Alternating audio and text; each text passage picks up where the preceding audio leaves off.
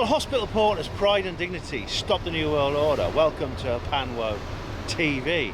I'm back in Huddersfield, yeah, the same place where I was at the Exit Politics conference a couple of months ago, and I'm back again for another conference, different conference, well, slightly different. It's in the same ballpark. It's the UFO Truth Conference 2013. I'm wearing my very appropriate t-shirt there, I think, as always. It's lasted me a long time, this. I bought it at the Probe conference. As you can see there, it says, okay, it's time to make another crop circle. I got that from Dennis and Marion's stall at Probe. Right, I need to point out that my little expedition here to the UFO Truth Conference 2013 is partly funded by a couple of Panwo TV viewers. I don't want to name them, but they know who they are, and I want them to know that I'm very, very grateful, because it's possible that if they hadn't been so generous and donated the funds for this little expedition, I probably wouldn't be able to go. And I think you Panwo TV viewers should be grateful too, because if they hadn't funded this expedition, then this film you're watching right now wouldn't have been made. So you know who you are. Thank you very much. Blimey, just look at this. This is the view from my hotel window. That there is UFO country.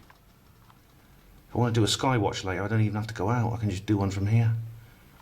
Isn't that fantastic? You can almost feel it, can't you? You can feel the energy coming off those hills. Well, hospital porters, pride and dignity, stop the New World Order.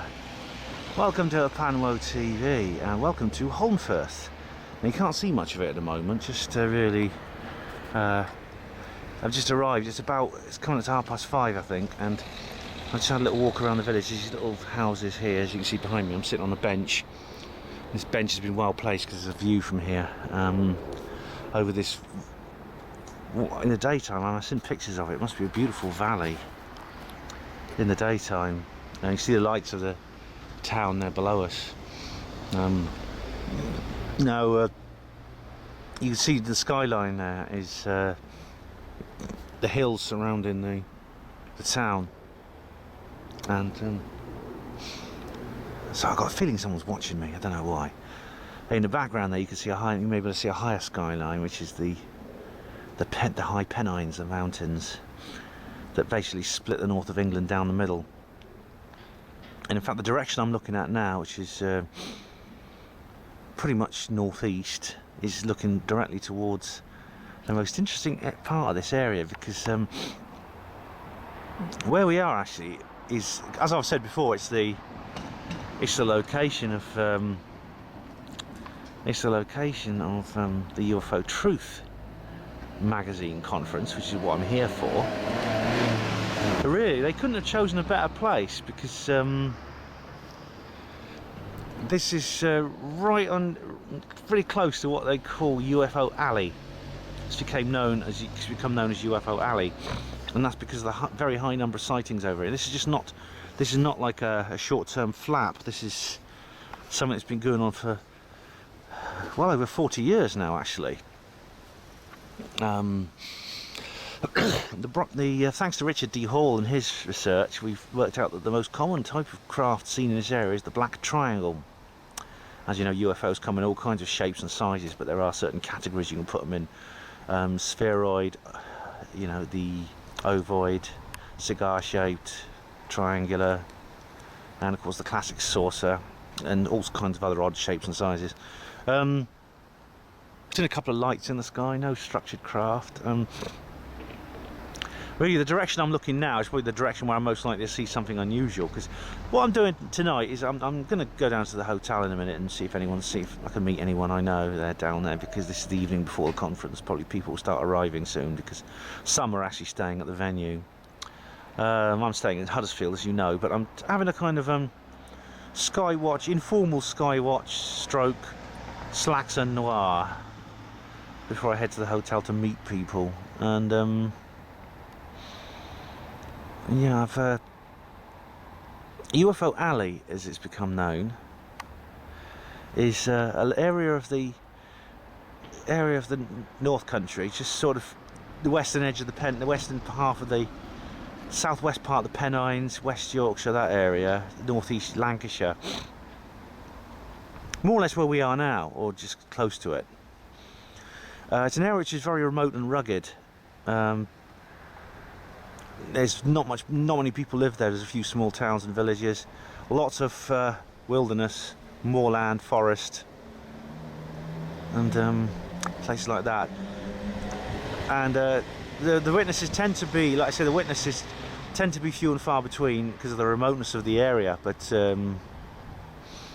there are lots of very, very interesting witnesses indeed, witness stories indeed. And I did see a light just now, but it is, as always, it turned out to be a navigation beacon, and it was an aircraft. I'm gonna keep looking for a little while before I now go down the hotel and see if anyone's arrived. But it's a lovely little place. There's lots of cobbled lanes and things like that here, which is really, really nice. And some old cottages made of stone cottages and things like that. It's very traditional, very unspoilt here. I'll bring you back here tomorrow before the conference goes. I'll have a quick walk round when the sun's up in daylight, which is you'll see, because this conference I think starts at 9:15, so there'll be sunlight by then. This time of year, of course, it gets dark very early. It's the noise you hear behind me is just cars, because there is a road behind me of sorts. There's this road here behind me, so you can see cars coming and going. So I'm not out in the middle of nowhere. This is a tiny little bit of grassland here. I decided to sit on a bench as a bench. Yeah, UFO Alley is for a long time now. It's been known as a hotspot. Now, Gary Heseltine, who used to be called Chief Inspector Gary Heseltine, or Inspector Gary Heseltine or something. Now he's the one who's organised the conference. He's the editor of UFO Truth magazine, which no doubt I'll buy a few copies if I don't subscribe. He's organiser of the conference, and he used to run, or still, maybe he still runs it, an organisation called PRUFOS, Police Reporting UFO Sightings. I imagine he still does it, even though he's not a policeman anymore. He's retired.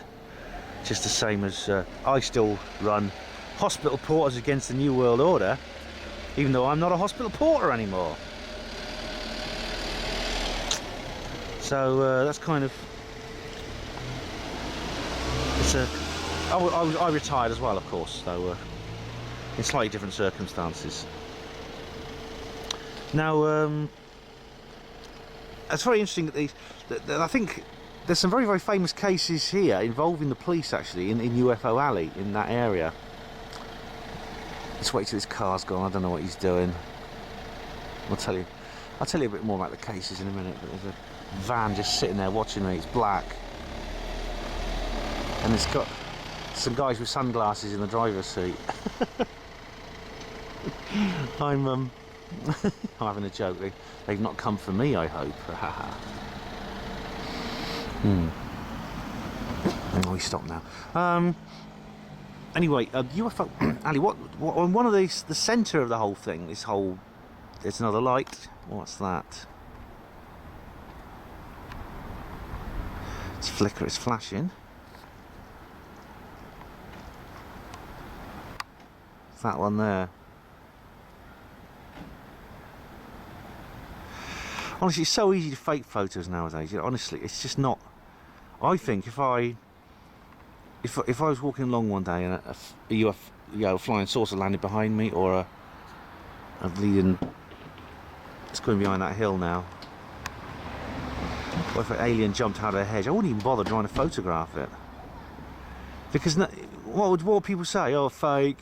I mean, there's so many photos out there, and it's just so easy to fake things nowadays. It's hardly worth it. It's not even, photographic evidence just doesn't carry the same weight that it used to. It's gone behind that hill now, whatever it is. It just doesn't carry the same weight that it used to. I mean, if I was, say, walking on a country lane and a grey alien jumped out of the hedge, which, similar to what happened to Dr. Jonathan Reed when he went walking in the woods one day with his dog.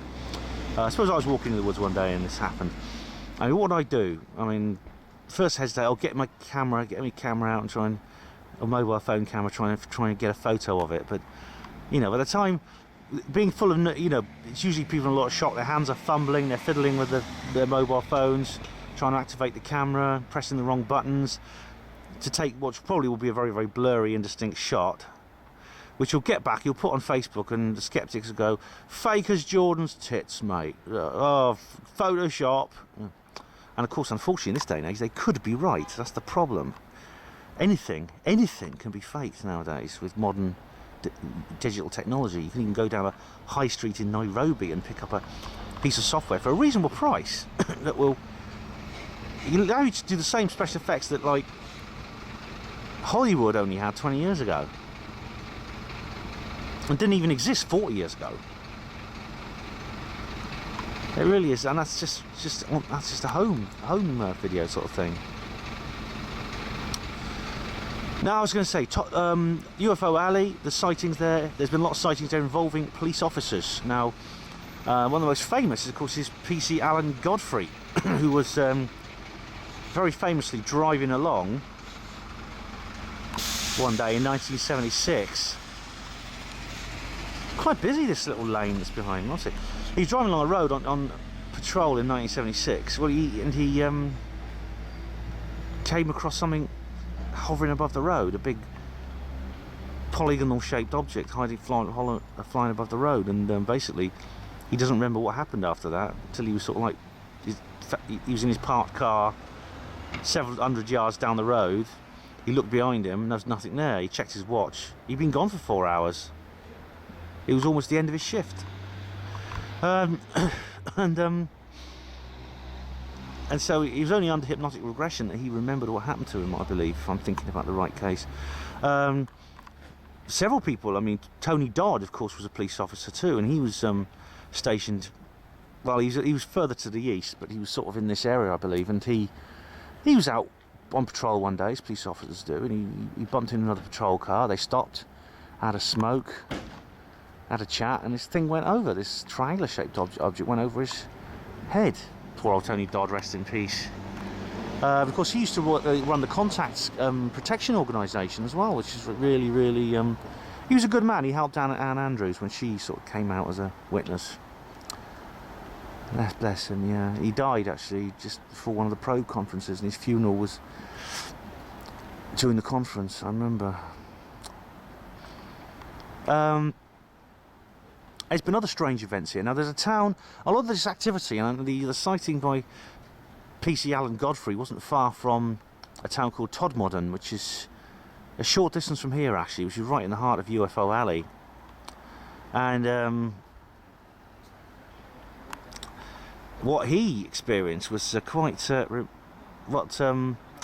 what happened was quite sinister. And in one of the cases near Todmorden, not far from where PC Alan Godfrey had his sightings, and actually involves PC Alan Godfrey too, was an event in which a man disappeared in a town called Todmorden, which seems to be, like I say, the heartland for these various events. His name was Zygmunt Adamski.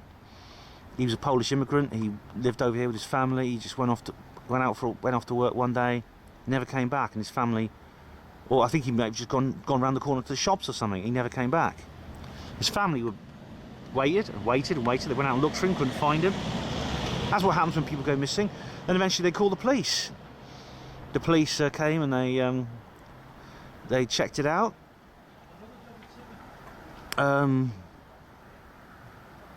They couldn't find him. They went all over the place. They couldn't find him. A few days later, early in the morning, when there was in a coal yard which just opened up. I think this was actually maybe a few years before PC Alan Godfrey's experience on the road, where he saw the polygonal object. Maybe even a few years before that, maybe late 60s, I think. Anyway, or early 70s. But a coal yard, they opened up in the morning on a coal yard. The guy goes in, sees someone lying on top of a pile of coal. He calls the police. The police come round. They can't work out how the hell that man got there. He's just lying there. One of the officers who attended the call was PC Alan Godfrey. Of course, climbing on top of a coal heap is very difficult. You you can't do it without disturbing the coal and leaving it very obvious, making it very obvious that you were climbing up there, especially carrying a dead body.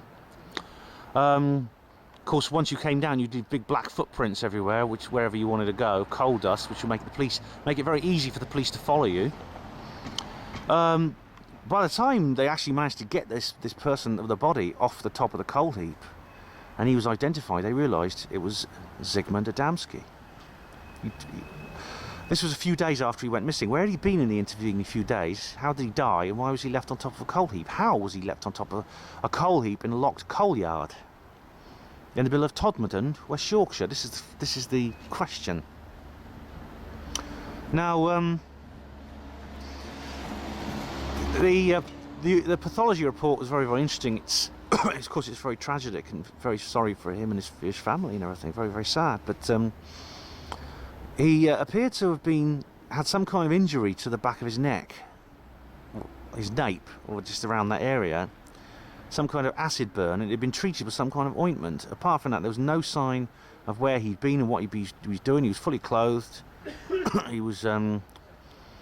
There was no other marks and no other way of knowing where he'd been in the intervening few days or how he died, let alone how, no obvious cause of death. How did he get on top of the coal heap? Now, it's very hard to say. There's a lot of rumours in the UFO community about this. There's been some links made actually, which I think are probably coincidental and spurious. One of those is that PC Alan Godfrey was there. That could be coincidence. There are only a small number of officers in this area. It's not downtown Manchester where you have the riot squad. And other people said, well, it's odd he was called Adamski because, of course, there's a very, very famous American contactee called George Adamski. Well, Adamski is quite a common Polish name, and a lot of people come from Poland. You're bound to come across somebody sooner or later called Adamski, just the same way as if you go through a sample of people who come from England, you'll meet some Smiths and some Browns and Bakers and people like that. Those kind of common names. Some of the people UFO suspected have said that Zygmunt Adamski was taken by mistake. They were after George Adamski. That I find extremely unlikely. I mean, hyperdimensional, intergalactic entities of aliens, wherever they come from, whatever they are, that can build craft with anti-gravity and free energy. Are they really so stupid? They're going to use the electoral register to try and find someone to abduct, and then make a mistake. I mean, you can just imagine the scene back on the flying saucer. Adamski, it says Adamski, boss. Zygmunt Adamski, lads. Zygmunt. We wanted George. There's a George, Zygmunt. There's a slight difference, guys. One begins with a G, one begins with a Z. Oh, sorry, boss. We were just talking, and I must have flicked over to the wrong page. Get out of my sight, you lot. No, I don't think it's very likely either, do you? No, I think again, I think that's a coincidental and spurious link. Right, well, it must be getting close to 6 o'clock now, so I'm going to find my way back down through these dark cobbled lanes, which I'll show you when there's a bit more light tomorrow, and see if I can do a bit of socialising with some of my fellow UFO enthusiasts. So thank you for watching this Apanwo TV Slaxer Noir stroke informal Skywatch. I've not seen anything on this informal Skywatch at all of any likelihood, but I will maybe come back tomorrow evening and try again. Hospital Porters, pride and dignity, stop the New World Order. Okay, I'm back on the main road now. It's the main road of Holmfirth. There's the venue over there, see? That's the Bridge Hotel there. That's the venue. We'll be there tomorrow. I'll give you a better look at it. Oh, the lights are stopping the focus. Well, come on, focus. No, that's it.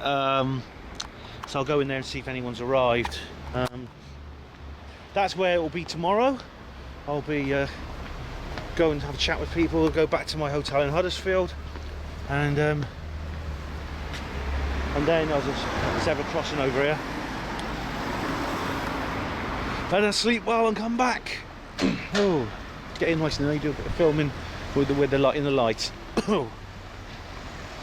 So let's cross over the road. Look at this, see, iron. Look at it. Look at that sign there. Can you see that sign? I mean, that's just typical, isn't it? With this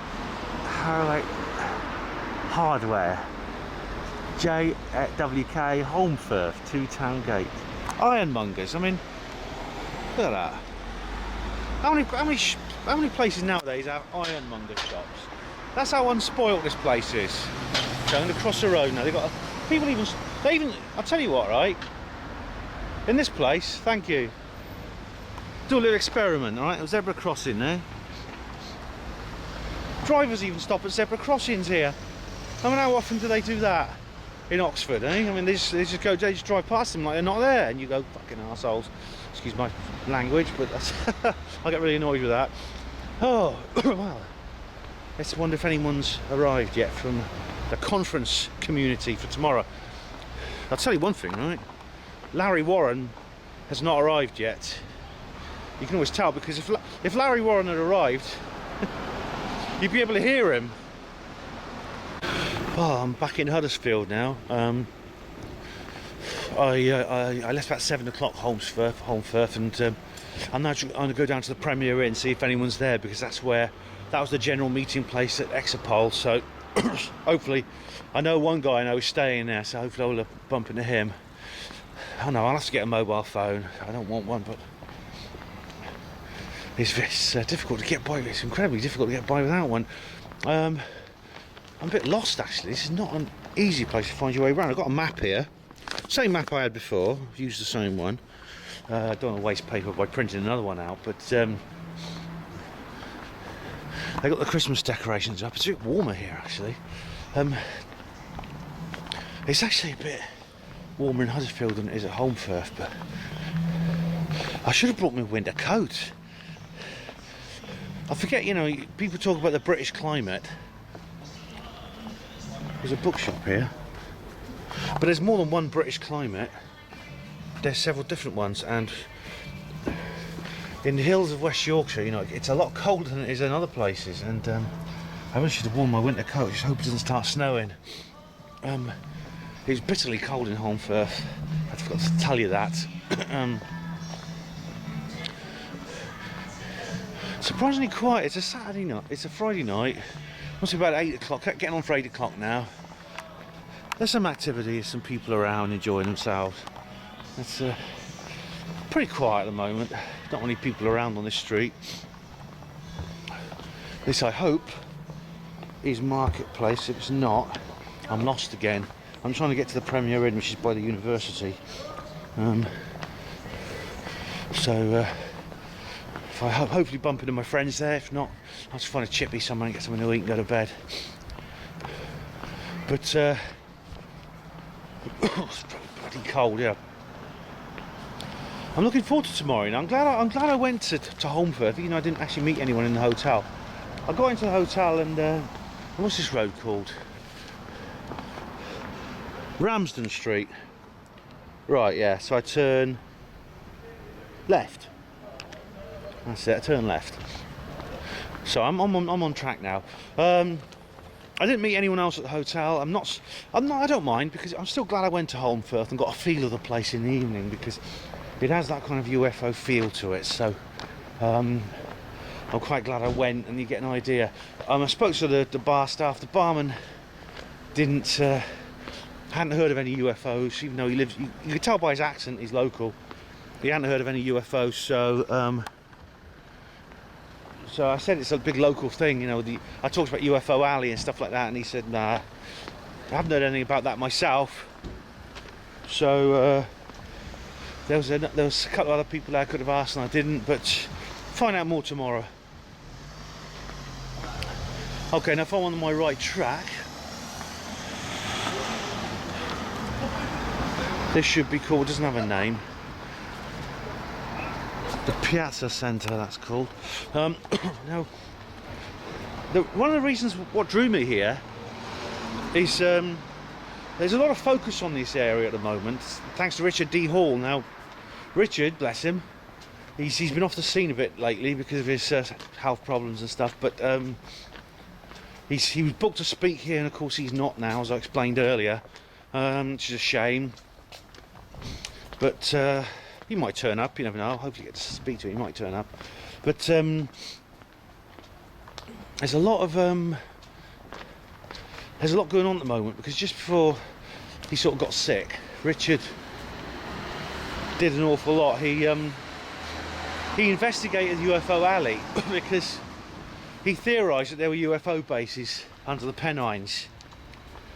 It's a remote mountainous area, there's not many people around, it's perfect place to have obviously it's not room. I know Gareth and people from the Mindset podcast are going to say, why you don't call that remote, Ben? In the States, I drive through Idaho and Washington and I don't see anybody for a whole day. Yeah, alright Gareth, I know that. But the thing is, it's by British standards, it is very... And which way have I got to turn now? I'm at the end of... I turn left at the end of Ramsden Street. So I must be there. So I turn right here, no. Turn left here. Yeah. Well, there's the piazza. Okay, so where's... If I find the big road, the big main road, that's Peel Street. If I find the big main road, I'll be able to find the Premier Inn. Now,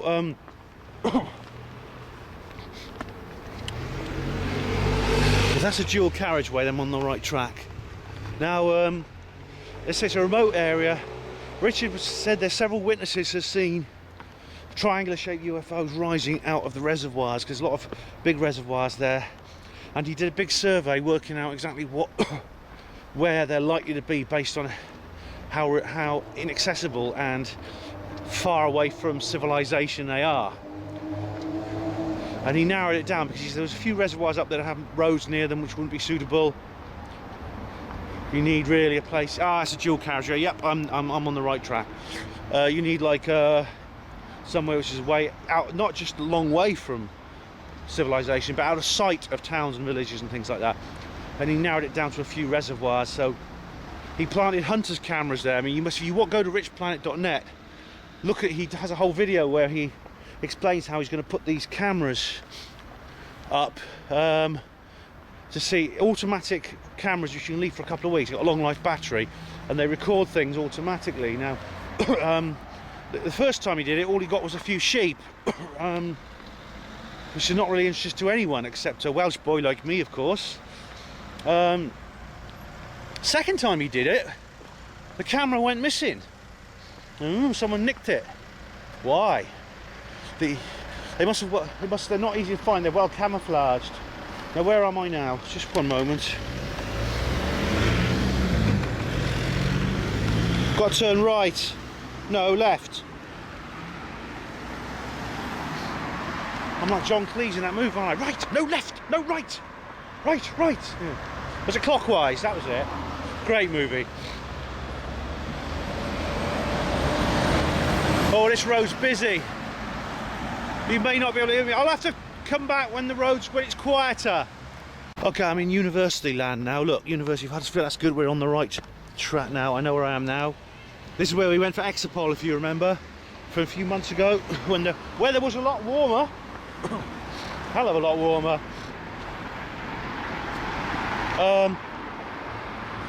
But yeah, it was... we're talking about Richard D. Hall. As I said, he's been doing a survey of UFO Alley, and he's braved some very remote conditions. I mean, I could take my hat off to him because, as I said, you know, there's more than one British climate, there's more than one British sort of environment, and there are some very rugged and remote places not far from here. By British standards, are extremely hostile and very easy to get lost. You can get cold. People have died up there. They got lost and they've died up there of cold exposure.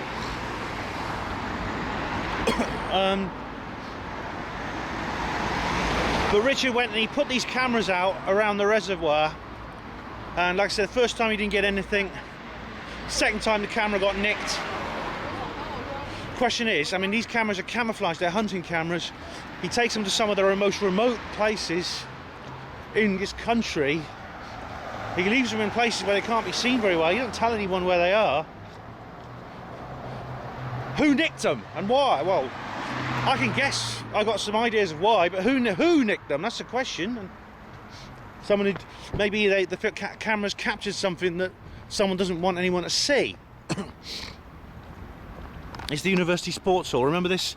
It was daytime when I came back here in the Exopol film, but I mean, do you remember it? Here's the big roundabout. Gonna head to the Premier Inn now, see if anyone's there. Now, I'm sure Richard's aware of the Sauder, what I talked about in the Peasmore film, about what Richard Sauder said. How do we get across this bloody place? Got to find a way to cross the road now.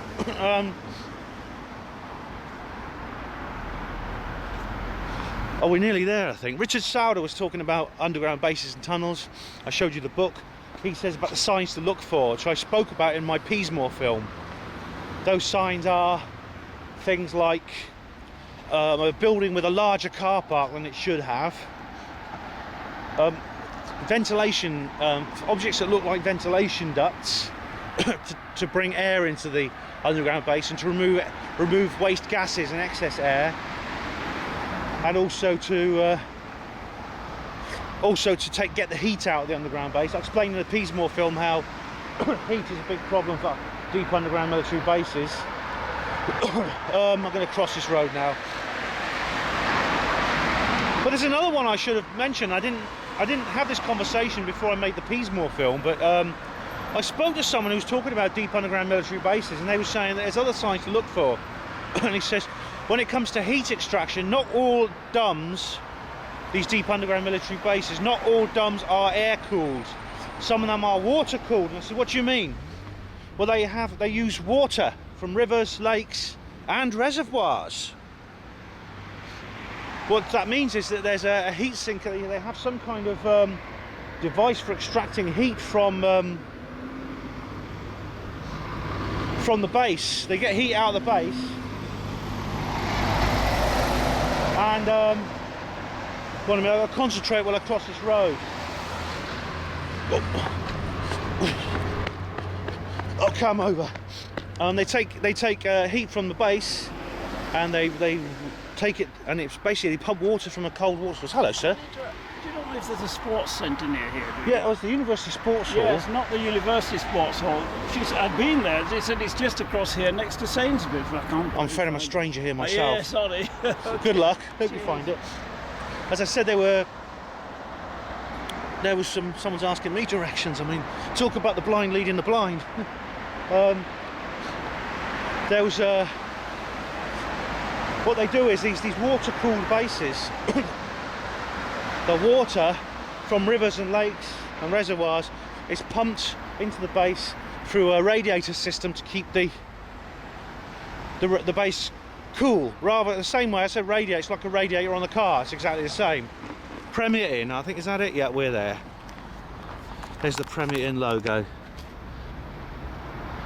There we are. Let's be focused. That's it. I've made it. Now, the question you've got to ask yourself, right, is that's another sign to look for. And the thing is, how do you look for a deep underground military base that's water cooled? What water features are you looking for that shows you that the water in the river, the lake, stream, reservoir is being used as a heat sink? Well, if it's being used as a heat sink, there'll be heat in the water, so the water will be warmer than it would be normally. Now, what signs can you tell? I mean, do you have to dip a thermometer into the reservoir and see if it's cooler or hotter than the reservoir? Oh, there's a little arch bridge here, just like a. Oh, this reminds me of when I went to St Frieswide. Do you remember the St Frieswide video? Arch bridge. Now, what do you look for? Well, of course, you can go around and just take the temperature of the reservoir, but one thing you look for, one big sign in winter, I think, especially, well, it have to be winter, is look for reservoirs. Like the reservoirs often freeze over in winter, and what Richard should be looking for maybe is a reservoir that doesn't freeze over in the winter. That's a sign there's a lot of heat being dumped into that reservoir. Obviously it's not going to boil, it's not that hot, but it's enough to raise the water temperature enough to stop it from freezing over. I'll suggest that to Richard if I see him. Well, Richard, if you're watching this film, that's what you've got to look out for. Right, I'm at Premier Inn. Hospital porters, pride and dignity and all that sort of thing. See you later. Hi there, hospital porters, pride and dignity, stop the New World Order. Something weird has happened. I've got this mark on my arm. You see it? Let me just get the camera right. You see that there on my arm?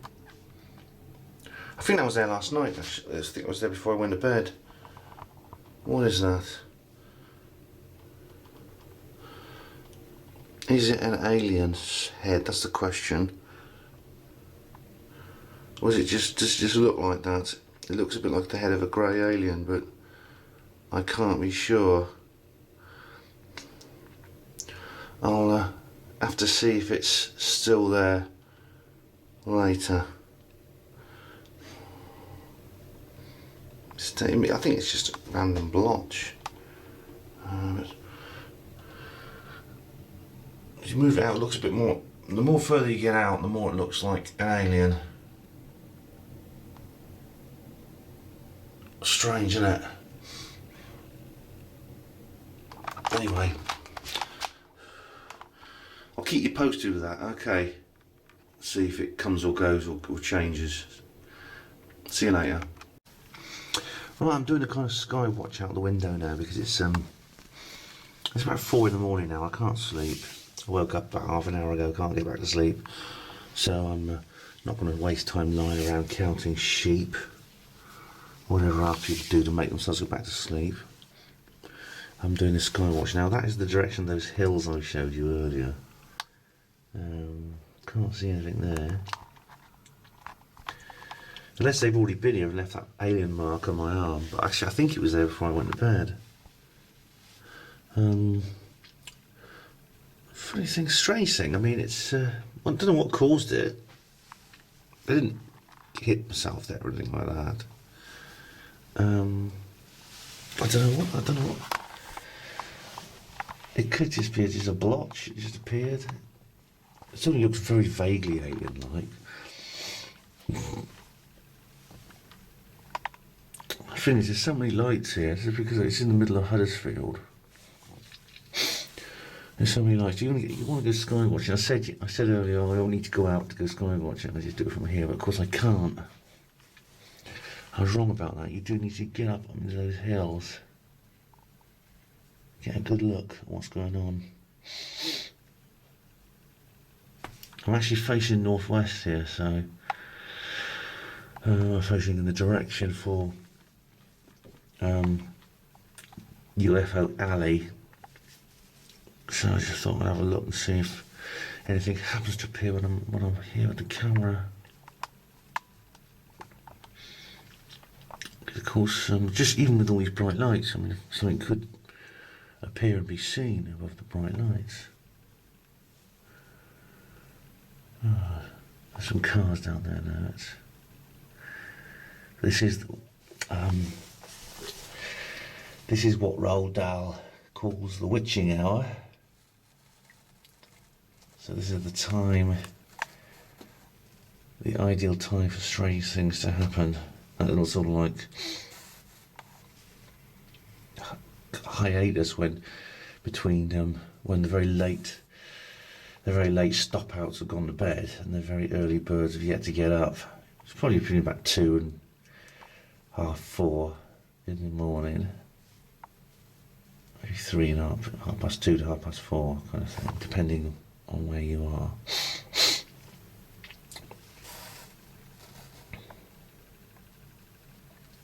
Strange enough, in China, it's a big country, but they've only got one time zone. So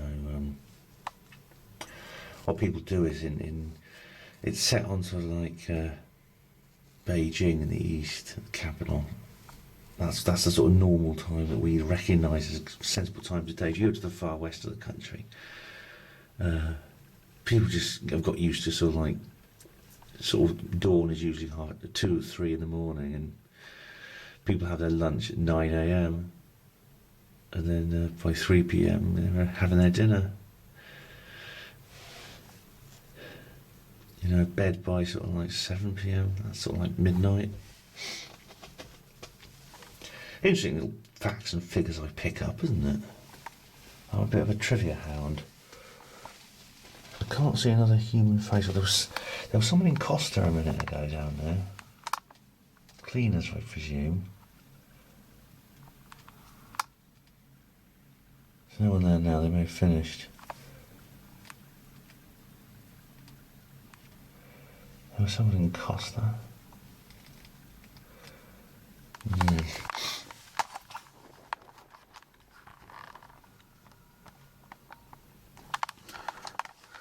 What many people report seeing, I mean, with the UFO is mostly lights. There's mostly bright lights of various types, and of course those are the really. I mean, there's some ufologists just completely ignore them because lights can be anything. They can be the ubiquitous Chinese lanterns, of course. With a taxi arriving. The Men in Black, probably. Let's have a look.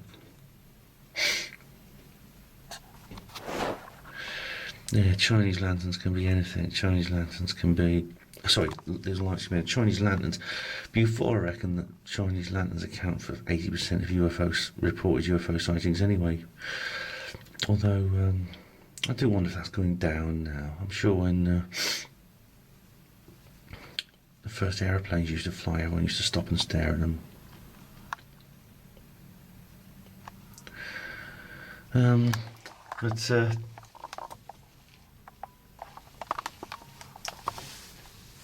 You know, lights can be various types. I mean, there's some. They could be the International Space Station. They can be.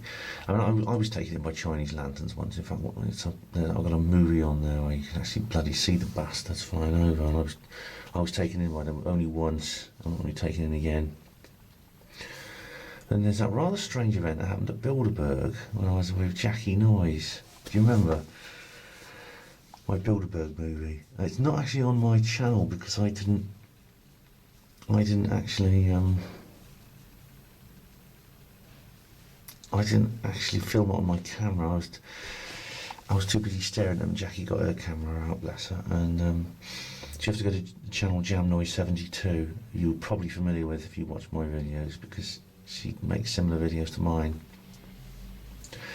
And we were outside her house, just been to the Bilderberg Fringe Festival. And we saw some lights in the sky over the distance. I said, oh, there's just Chinese lanterns. You can actually watch the video because if you go to her Panmo blog, actually, I've got a link there. If you go to UFOs at Bilderberg, is the name of the article. I'm not going to put a link in the bloody description box because I'll never remember all these links. It's on. I'll try and remember. All right, I'll do my best. Make a note, Ben. Make a note, and you can actually see.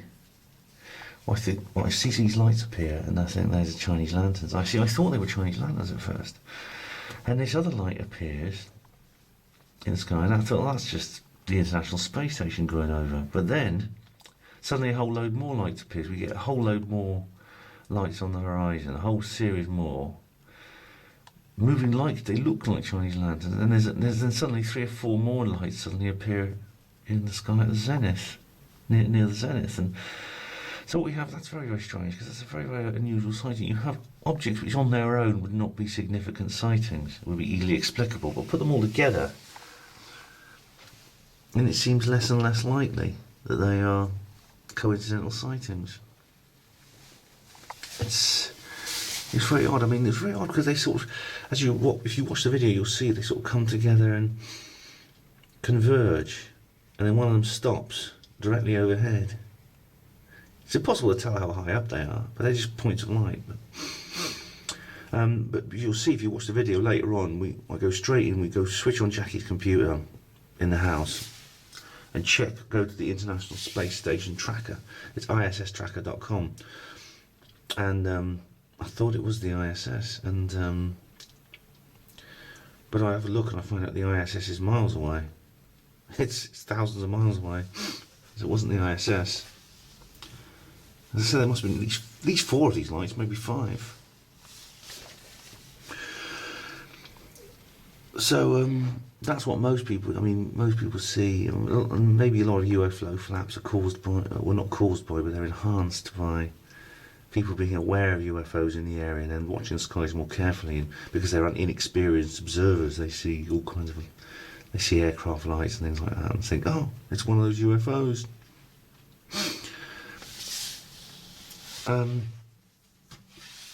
Now, having talked about Bufora, I mean, as I said, I'm not. Bufora are very sort of semi-skeptical, really. Fortean, whatever you call it. They got one foot in the skeptic camp, really. They ape the skeptics a lot.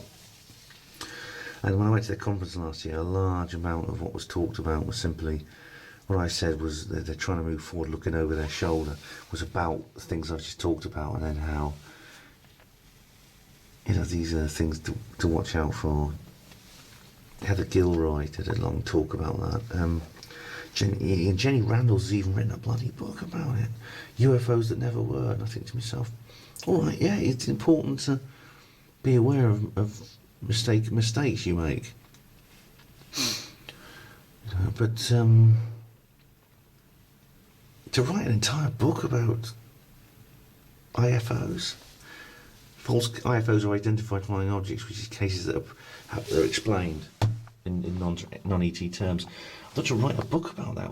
I mean, I know, because I've done it myself, how much effort is involved in writing a book, both financial and in terms of time and effort and energy. So it seems strange to write a book that's devoted entirely to that subject. I think it's an important part. It's important to mention IFOs and how to avoid them in any UFO book. But to devote the entire book to them seems a bit pointless. Somebody bloody read it. Well, it'd be a bit boring, really. I mean, I do like some of Jenny's work, but not that. She's turned very sceptical lately, actually. Suspiciously so. Of course, I mean, the most interesting sightings are those of structured craft. Structured objects, that is, objects which have a shape to them which is identifiable, especially, of course, close encounters. This is where a craft is seen, as the name suggests, in close proximity to the observer, close enough so you can see it in great detail. And there's some very, very persuasive witness statements that come from them. As I said, photographs can be fake. There's a few photographs that are very persuasive indeed as well. Especially I think I discount any photographic evidence made before about the year 2000. I think it's just because of CGI, Photoshop. It's becoming a joke, as I explained earlier.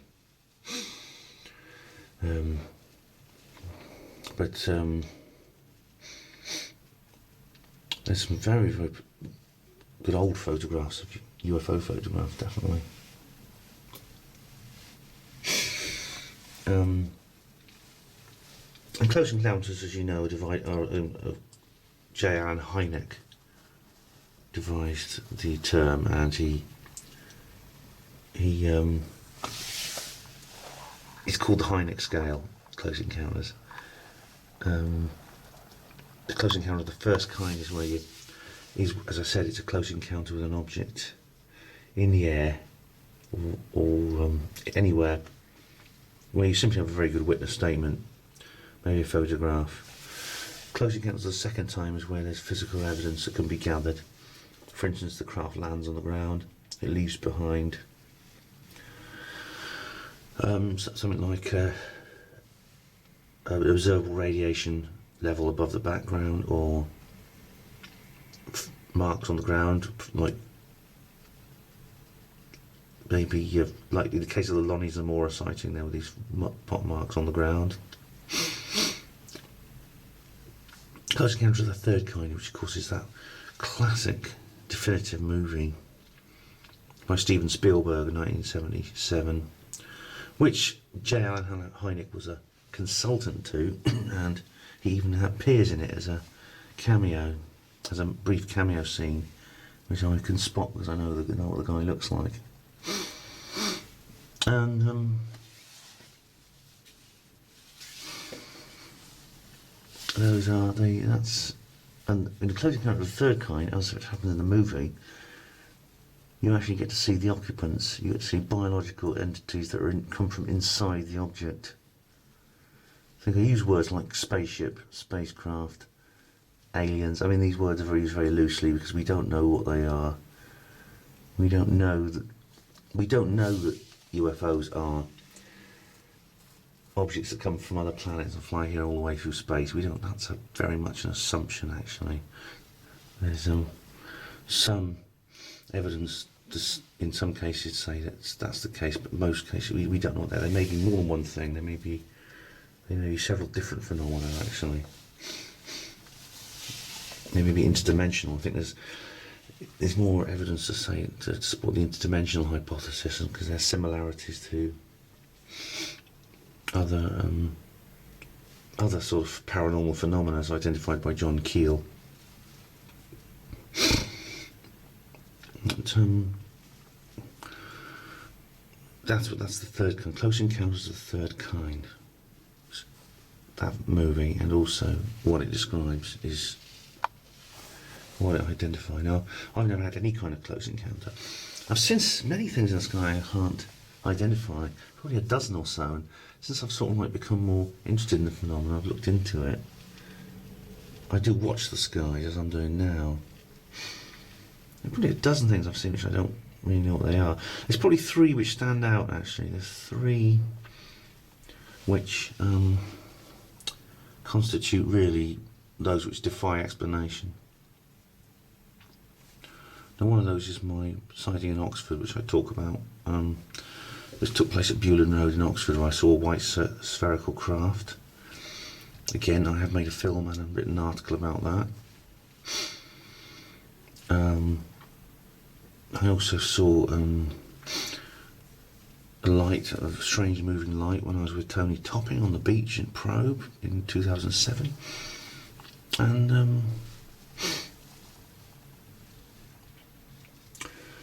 And I saw two very strange lights when I was with Ellis Taylor at Alan Paul Andrews' house in Lincolnshire. One of them was sort of structured, it sort of looked like a Catherine wheel turning in the sky, quite a distance away. It was quite small, but then it just zipped off into the horizon. It wasn't a star, that's for certain, and vanished. That was in 2007 as well.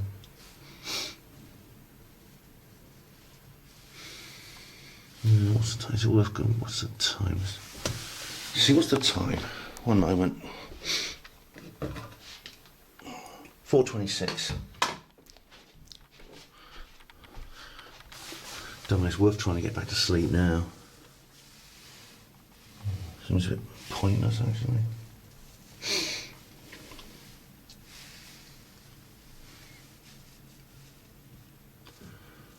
I've got some cups of tea they always leave you in these hotel rooms. Maybe I'll just have one of them and watch the news. Have my daily dose of bullshit from, as Richard Wright calls it.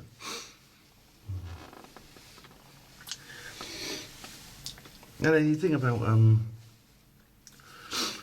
ufologies, I mean, there's Bufora, who is the main or biggest organisation, Bufora.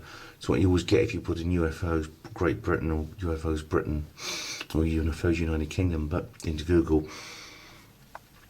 And so Bufora have come under a lot of criticism, and I know someone, actually a friend of mine, who's doing one of their courses, because they run courses for UFO investigators, so you can learn how to be a proper UFO investigator. At least Bufora's definition of proper, which may not be what other people think is proper. And this guy's actually reported to me he's not happy. He's not happy with what he's going through. Now, he's a seasoned ufologist anyway,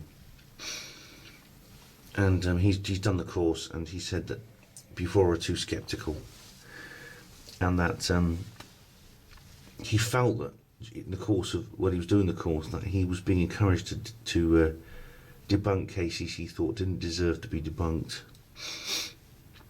So they erred very much to the skeptic side.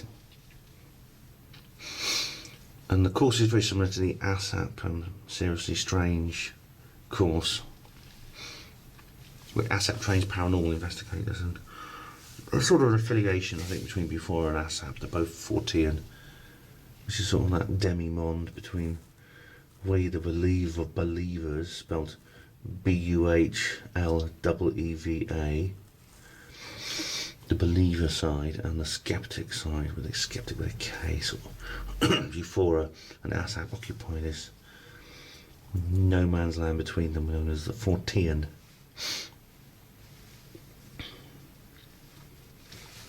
Hope I'm not boring you. I just wanted to talk while I was doing my little Skywatch, and there's absolutely nothing up there at all. Nothing. Right, I'm going to have a cup of tea. I might be able to get back to sleep after that, I'm not sure. I set my alarm for 7:15 because I want to do some filming before the event starts in the morning. So I want to get the bus to Holmfirth and get to the conference. Take it easy.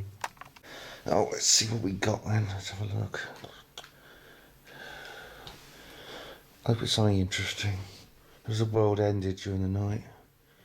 Has there been some kind of... Maybe Obama's done disclosure? Have we got UFO disclosure while I was asleep?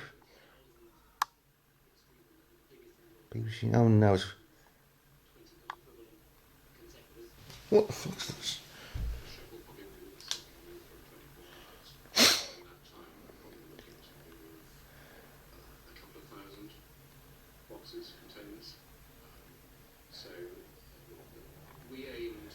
Containers of what? Aliens?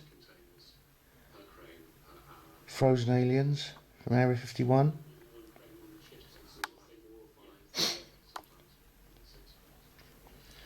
Kenneth, now you've been a mariner. You're a seaman here, basically. When did you first start working on ships? Yes, I was like to see in 1859. Oh, this is World Business Report.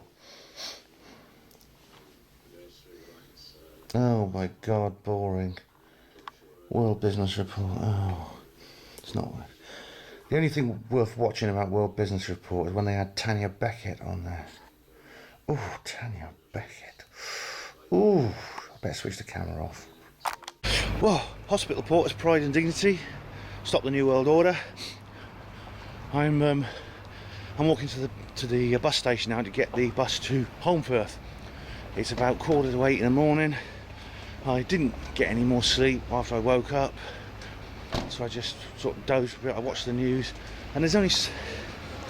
Problem is, watching the news always gets me down. But there's a couple of stories worth noting. The government is introducing secret trials for terror suspects. So, of course, a terror suspect could be anyone they say is a terrorist. Like me, you know, anyone they point their finger at. The legal definition of a terrorist, well, is someone they turn around, touch their nose 3 times, point at him and say, you're a terrorist, and that person legally becomes a terror suspect, but he gets a secret trial and is convicted. Very worrying that. China is reversing its one-child policy, and I can just see smoke coming out of the ears of the Bill Gates and people like him, George Monbiot, Mark Linus, and these other new greens, i.e. Agenda 21 New World Order supporters. Where am I going now? Oh, here. And the thing about it is, China has a huge population. I mean, it's 1.6 billion or something. It's even more. I know it's almost a quarter of the people in the world live there, and since 1979 they've been trying to reduce their population by forcing people to only have one child. If you have a second child, you end up getting a massive fine. It's, you know, and things like that. And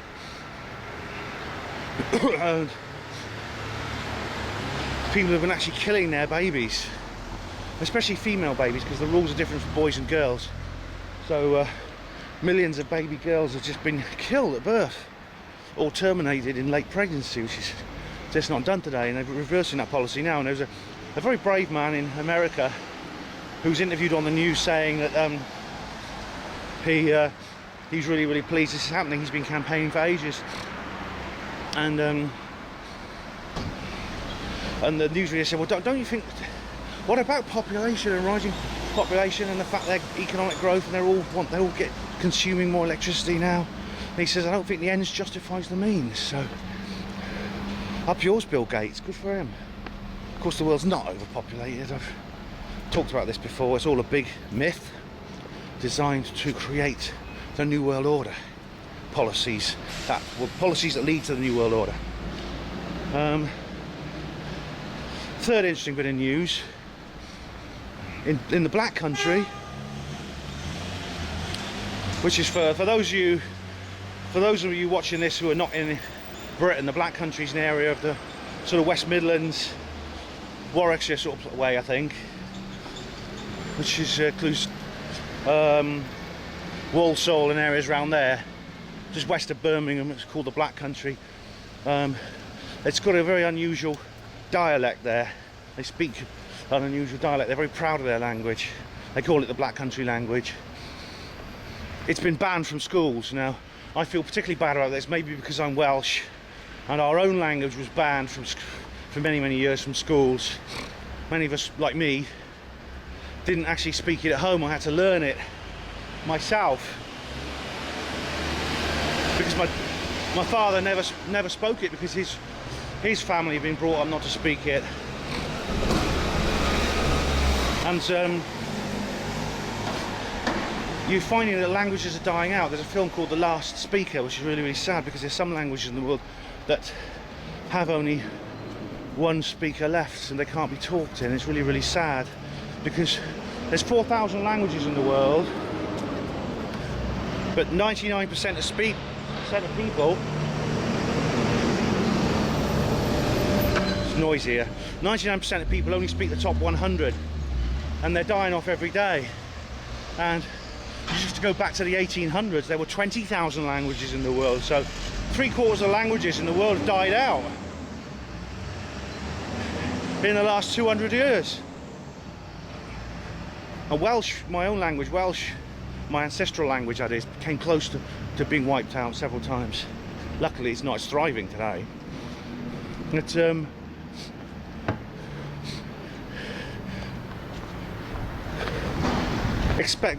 keep an eye on the Hapanwo blog, because I'll be writing articles on all three of these subjects in the coming week. Just keep an eye on that. Now I'm just going to make my way to Holmfirth. I'm not sleepy. I mean, I think the reason I couldn't sleep was I was just excited about the conference coming up.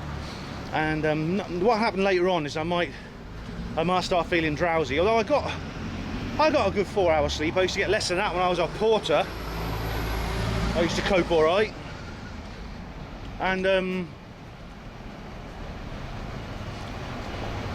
all I can say is, like, if any of the speakers are watching this, and at any point I've sort of like nodded off or my eyelids have drooped during their speech, I want them to know it's not because I was bored by them. It's because I might not have had quite enough sleep to stay awake the whole time during the conference. I'll have to get a seat near the back to make sure I don't they don't maybe not notice. Problem is, it's a small conference, there's only 85 seats. So it's a small conference. I've seen the auditorium, it's very, very small. So there's not actually many people there, which means it's going to be harder to hide. I don't know if they're going to turn the lights down during the speeches. It's embarrassing, actually. I wish there was something I could do about it, but I can't. I did try to sleep after I woke up. I tried very, very hard. But yeah, trying to sleep is tricky, because what can you do? Lie there with your eyes shut? You can only do that for so long before you think, oh, sod this, it's not working. So then it becomes a hindrance on your attempt to sleep. It's best to get up and try and do something and then go back. So I did that. And that's why I did the Skywatch and everything. And I went back to sleep. I tried to get back to sleep and couldn't, so this doesn't happen very often. I think it's just, like I said, because I'm excited.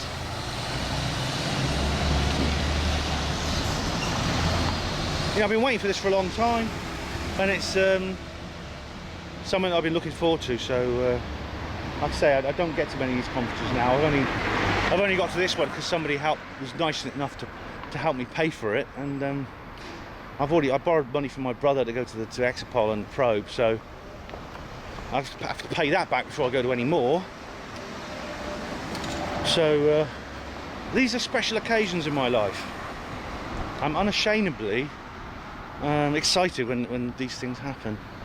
Right, well, I'm at the bus station now, so if you'll care to join me in Holmfirth, we shall continue with this reportage on the first UFO Truth Magazine Conference 2013. See you in a bit. There are towers on the tops of these hills, as you can see. Just there, see? There's another one, you can't see it now, but there was one on top of these towers. I think these are like TV towers or something, but they could have another purpose. They could double up as something else, as I've shown in other films, and Richard D. Hall has shown in his films. These towers are very, very prevalent wherever you get UFO incidents in large numbers. There was just like a stone tower on top of one of the other hills. I didn't manage to catch it, but it's just on the next hill over. The landscape around it is very, very dramatic.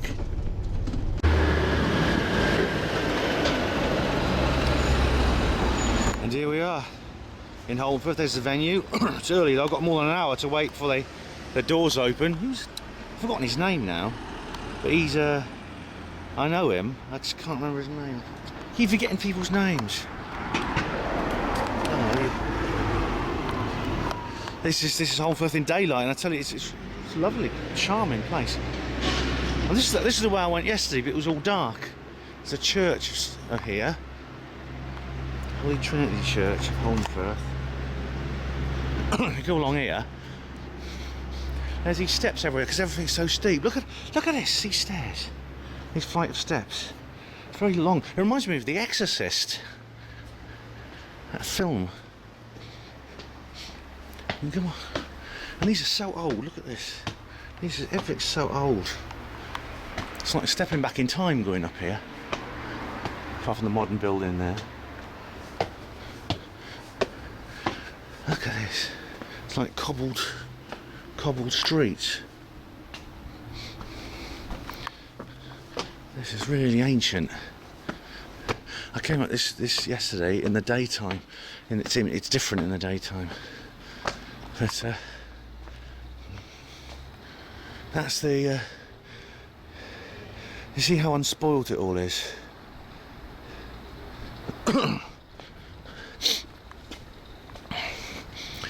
Old stone houses. Look how steep everything is.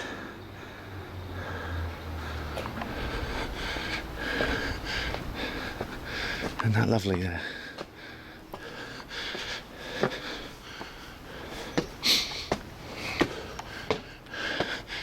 Dry stone walls, you don't see many of them nowadays.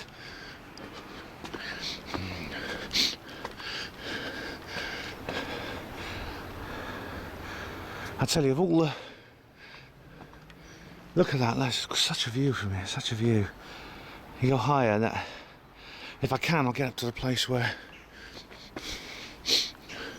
I was at yesterday. Bunkers Hill. No, I mean, isn't it amazing? I've been to many conferences over the years in many far-flung places, but of all the locations for conferences I've been to, this has got to be the most spectacular. The bus ride from Sheffield is amazing. From Huddersfield is amazing. You go through the forest and it's all autumnal colours everywhere. Very, very dramatic landscape, very undulating. And that, you see there, you see that's the Pennines in the distance. That's UFO Alley.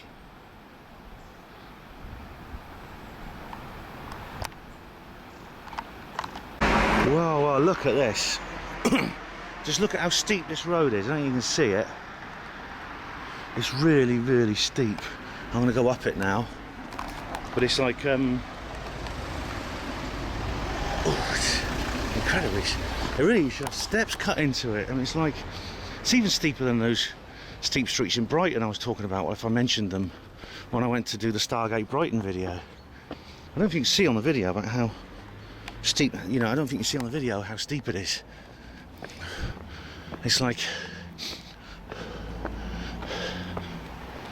see how high I've come already, at rooftop level already. I've only come a few feet, a few dozen yards or so.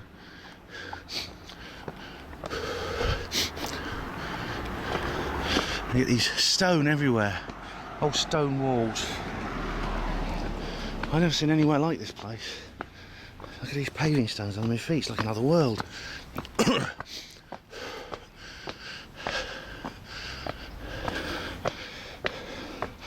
lot of people have said to me, "Oh Ben, what are you going to do because you ain't got a passport? You can't travel abroad." It's true. I've destroyed my passport, so I can't travel abroad, but there are so many things in this country, just within these borders, that are more foreign than places thousands of miles away. Maybe it gives me a chance to explore. That very thing has given me a chance to explore the Mound. There's lots of places called the Mound, because hilly, I suppose. Must be great going down here on a skateboard. There's no steps here, but they used to have steps like in the other place I went to. See, the thing is, I went to Australia once, stayed with my brother for 6 weeks in Australia, and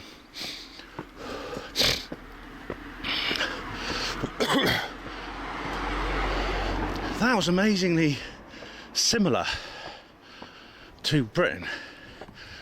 As I explained before, you walk along the street, you see the same signs above the door. Australia I found far less foreign than this town. So, we may live in a global village, but this global village has some fascinating little alleyways. Sadly, you can't avoid them, can you? I've reached the top of that hill, Cooper's Road, whatever it's called, and there's a little gap in the haze in this cloud, and through it is poking a chemtrail. You just can't avoid them, can you? They're everywhere. There's another one there.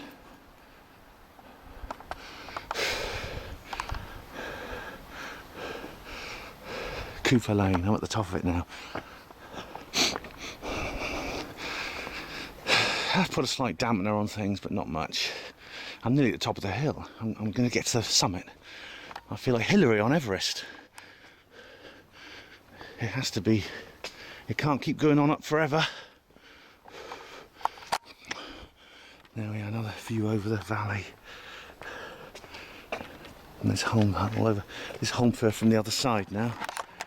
Reminds me of High Wycombe. I mean, you can see except it's much more steep and graded than High Wycombe. Much more gradient. Sun might come out later.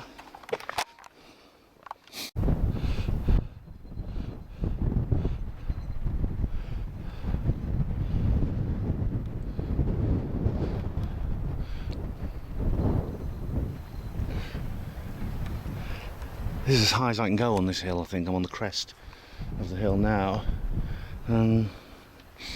One thing I've noticed about Holmfirth is it's very, very orientated to the tourist industry. There's some touristy places around, and this is partly due, I think, to a claim to fame it has. In fact, you might recognise some of the scenes I've showed you, including this lane here, from television. Just imagine there's 3 old men walking towards us, 3 rather scruffily dressed old men, planning some kind of childish prank. One of them, usually in the case of one of them, it's to win the heart of one Nora Batty. That's right, I'm talking about Last of the Summer Wine, of course. Really, really classic comedy series. It's like style. Look at the dry stone wall there. the style of it is really unique, rather sort of rustic and anachronistic almost, but it's an enormously successful series, very popular.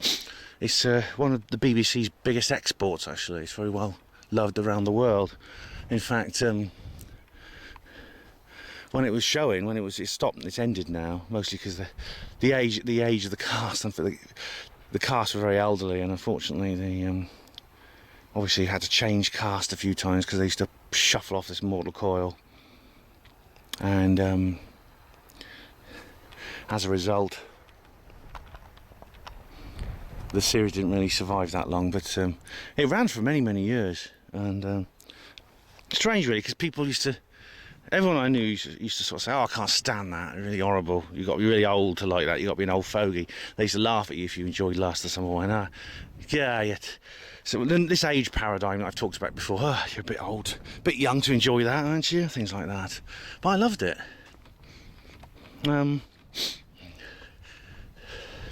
All very sort of like twee, you know. There's no swearing in it or anything like that. A few bawdy jokes, but nothing vulgar like you get in many comedies today. Nothing explicit, you know what I mean?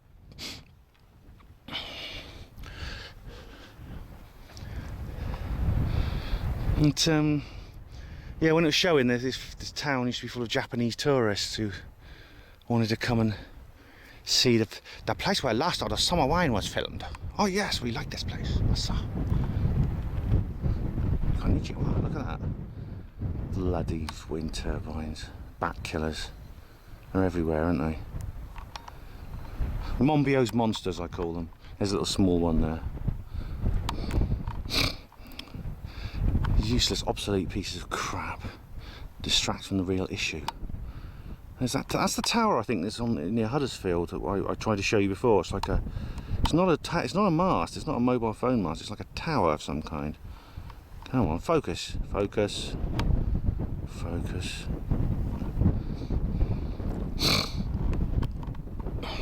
So you get a lot of these towers in areas where there's lots of UFO activity. They may serve a dual purpose. Bit of blue sky there, laced with chemtrails, of course, as I pointed out earlier.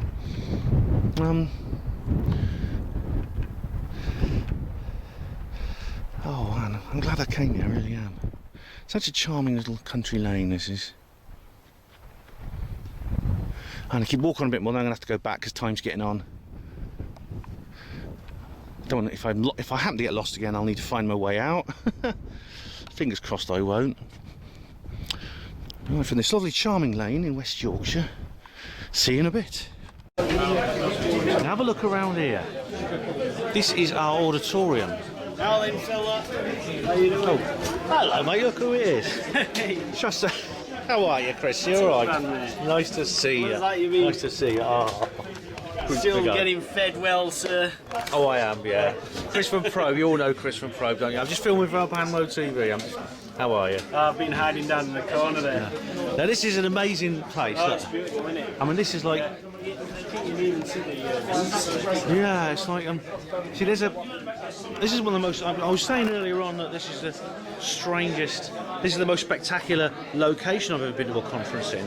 But this room is actually the most amazing auditorium is in. We've got like wooden beams. This must be really old. And you see, there's one, and that's a roof there, and that's a roof, and there was a window up there, and I think that this bit here was built over the top of that, and this was originally outdoors. Oh, Miles is here. I don't know where he is. Yeah, don't you? I know he is. Yeah, he's got the mag. He's got the true. He's got it already. He's got the T-shirt already. You know, ladies and gentlemen, if you ever watch these events on YouTube, people talking like this, you know you've got to thank. This is the guy you've got to thank, because if it weren't for this guy, these events, most of the events you see on YouTube wouldn't even get there. I modelled these for no extra charge. Tell you what, blimey, you should. You're wasted there, mate. You should charge a fee, mate. You really should. UFO Truth Magazine. Yeah, it's some kind of event going on here somewhere. I don't know. He was so drunk last night, he forgot. I tell you. This is the town of the best. This town in Yorkshire is fantastic. Service. These cameras, mate. I tell you what, right? I'll be honest with you, Miles. My eyes are watering. I've got camera envy. TV. I mean, look at the size of Miles's cameras. Yeah. I'll tell you what, I feel inadequate, I really do. The former Amash cameras. Oh, well, I'm glad you got them back. Yeah. Be quiet, boy. All right. I won't tell Joanne. All right.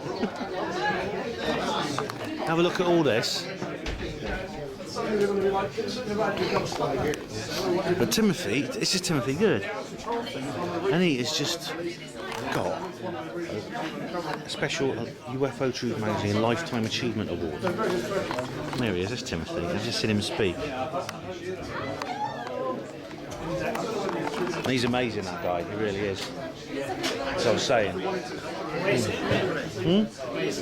Just here. I was just sitting. No, I mean. Oh, Huddersfield. I'm staying at the Skywatch Huddersfield. Yeah. Travel watch. Yeah. Now look at the merchandise. Oh, thank you very much. Thank you. Like a Mars bar. Thanks for, I like the hat. I've got to get one of those hats. I really do. Isn't she? Yeah. This is. Well Larry's deserved. here. Hello, Larry. Hello, mate.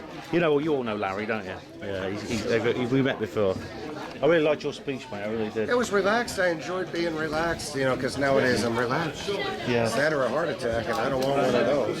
Too many friends going these days. Exactly, yeah. But that was well deserved. Just really nice to see the old dogs get recognized like So that. Timothy's been doing this. He was one of the. He's the first. I'm very honored. I'm in a Beyond Top Secret. It's a nice picture of me in that. He's like, yeah. That was one of the books that got me into this. Almost everyone could say that. One of his books got us into this subject. And Well, true. Yeah, I forget the first one. I think it was Howard Menger's book I read back in, or Frank Edwards back in '71. I mean, something like that. But yeah, he's a legend. I mean, when this guy popped up, it was, he's class. He's a class act. yeah, he's, Yeah, I'm Larry. How you doing? Nice to meet you. Nice to meet you. if you're lucky here, we've got these t-shirts you can get. Got a hat. Hello. And these here. And they, also get one of these. Yeah, go ahead. Hi, Steve. How you doing? If I walk up, you Ben. What, mate? If you walk up, Oh, sorry. I'd like to give me truck. I was like, oh my I'm god. going to start You know, I getting woke up. story. I woke up at half 3 this morning. It was terrible. 3 or 8 was it? Yeah. Comfortable, I don't mind. Hey, buddy. All right.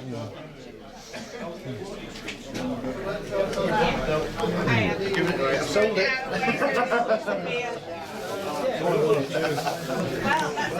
UFO Truth Magazine. And these are the speakers. Timmy Good, Larry one, and here's our schedule.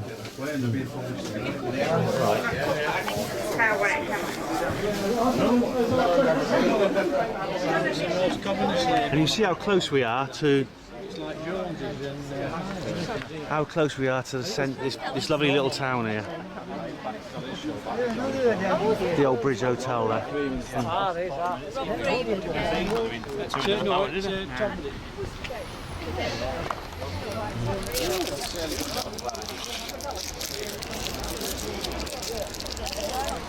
It's a beautiful little place. No. I've just seen Larry Warren. That's really, really cool. I've seen Larry Warren several times. I've got to know him. I've interviewed him a couple of times on the program on CMR, and he's a lovely guy. Very loud, as I said, very sort of like brash, very, very full of humour. Typical New Yorker. It was really, what happened was, it was really, really good because Gary basically did an interview with Larry. I hope you read him his rights first. And he goes right back to the beginning about Larry's life, and talks about how he joined the US Air Force and did his basic training, how he got his posting to Bent Waters, as he called it. And it's very, very interesting because, I mean, there's a lot of talk about Lennox and Forest. I mean, since it came out, that talk has mostly centred around Holt, Penistone and Burroughs. who of course were. If you watch a program, you'll hear about how Lieutenant Colonel Holt encountered an object while walking in the woods, and while he was basically sent out into the woods to try and track it down. You'll hear about how Penniston and Burroughs encountered the object on the first night, the 26th, and they were sort of. This is when Penniston got his kind of binary code experience when he touched the object, which he talks about all the time now. Now Larry tells a very, very different story. According to Larry, he's not, because most people think of Larry Warren as a secondary witness who came forward later after the main story was out. This is why a lot of people discredit Larry. They say he's an attention seeker, he's jumping on the bandwagon. Larry says the opposite. He says that he's the original witness, and he says that the others were jumping on a bandwagon. And to be honest, I can see Larry's got more evidence. He has a medical report specifically stating, because I mean the guys were the guys who had PHP, the Air Force personnel had PHP, which is I don't know what that means, but it's something related to nuclear weapons handling. It's a license in a sense. It's a license or qualification that a member of the personnel, military personnel, gets, which allows them to have access to nuclear weapons, to handle nuclear weapons, to deal with nuclear weapons.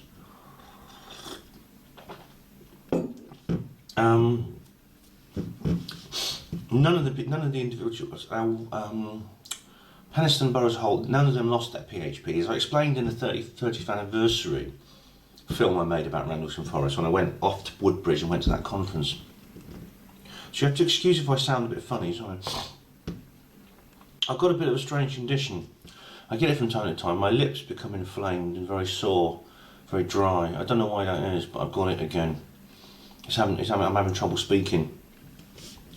But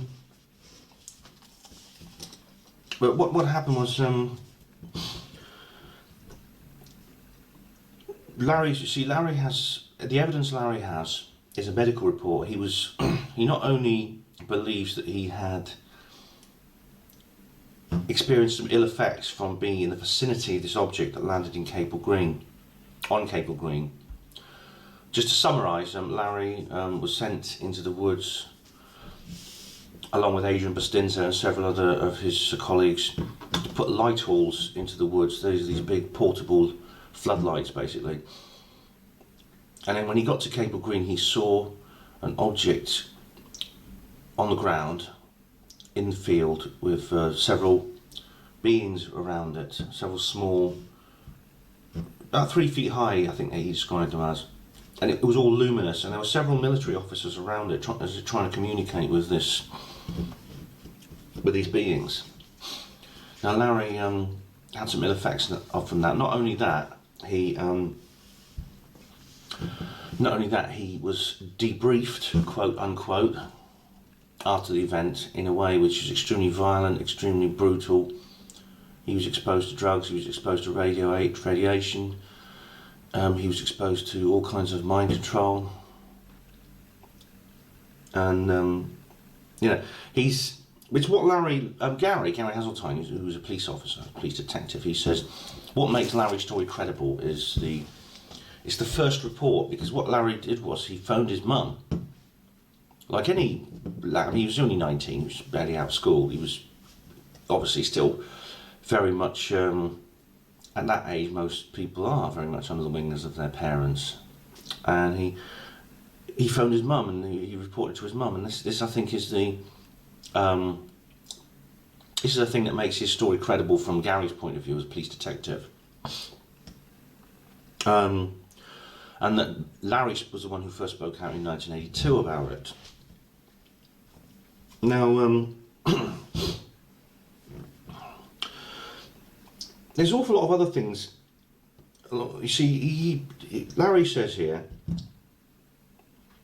the document, the Holt memorandum, the Holt tape, which is physical evidence according to the police documentation, as opposed to oral evidence. This is what Gary talks about, or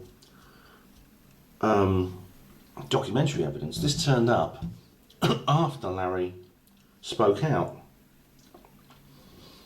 And it says that basically Brenda Butler and Dot Street's book was taken over by Jenny Randall's, and it all went from there. And what we know is the Rendlesham Forest incident is there's a mythology around it now. It's really the story which most people have heard of is false. There's a lot of conflict between Larry and Penistone and Burroughs and Holt right now. Always has been. Penistone and Burroughs turned up after 10 years. Apparently Penistone was off duty at the time this happened, and Penistone was the one who told Larry to basically STFU about the whole thing, not to tell anyone. One thing that does become clear from this is several points. One is that the connection between UFOs and nuclear weapons, and I mean this is people like Captain Robert Salas. His story is very, very interesting. He spoke at the Citizens Hearing, as I explained in my series of radio shows about the Citizens Hearing. He was a nuclear launch officer, the guy with his finger on the button, ready to launch the missiles, and UFOs turned up and switched off the missiles.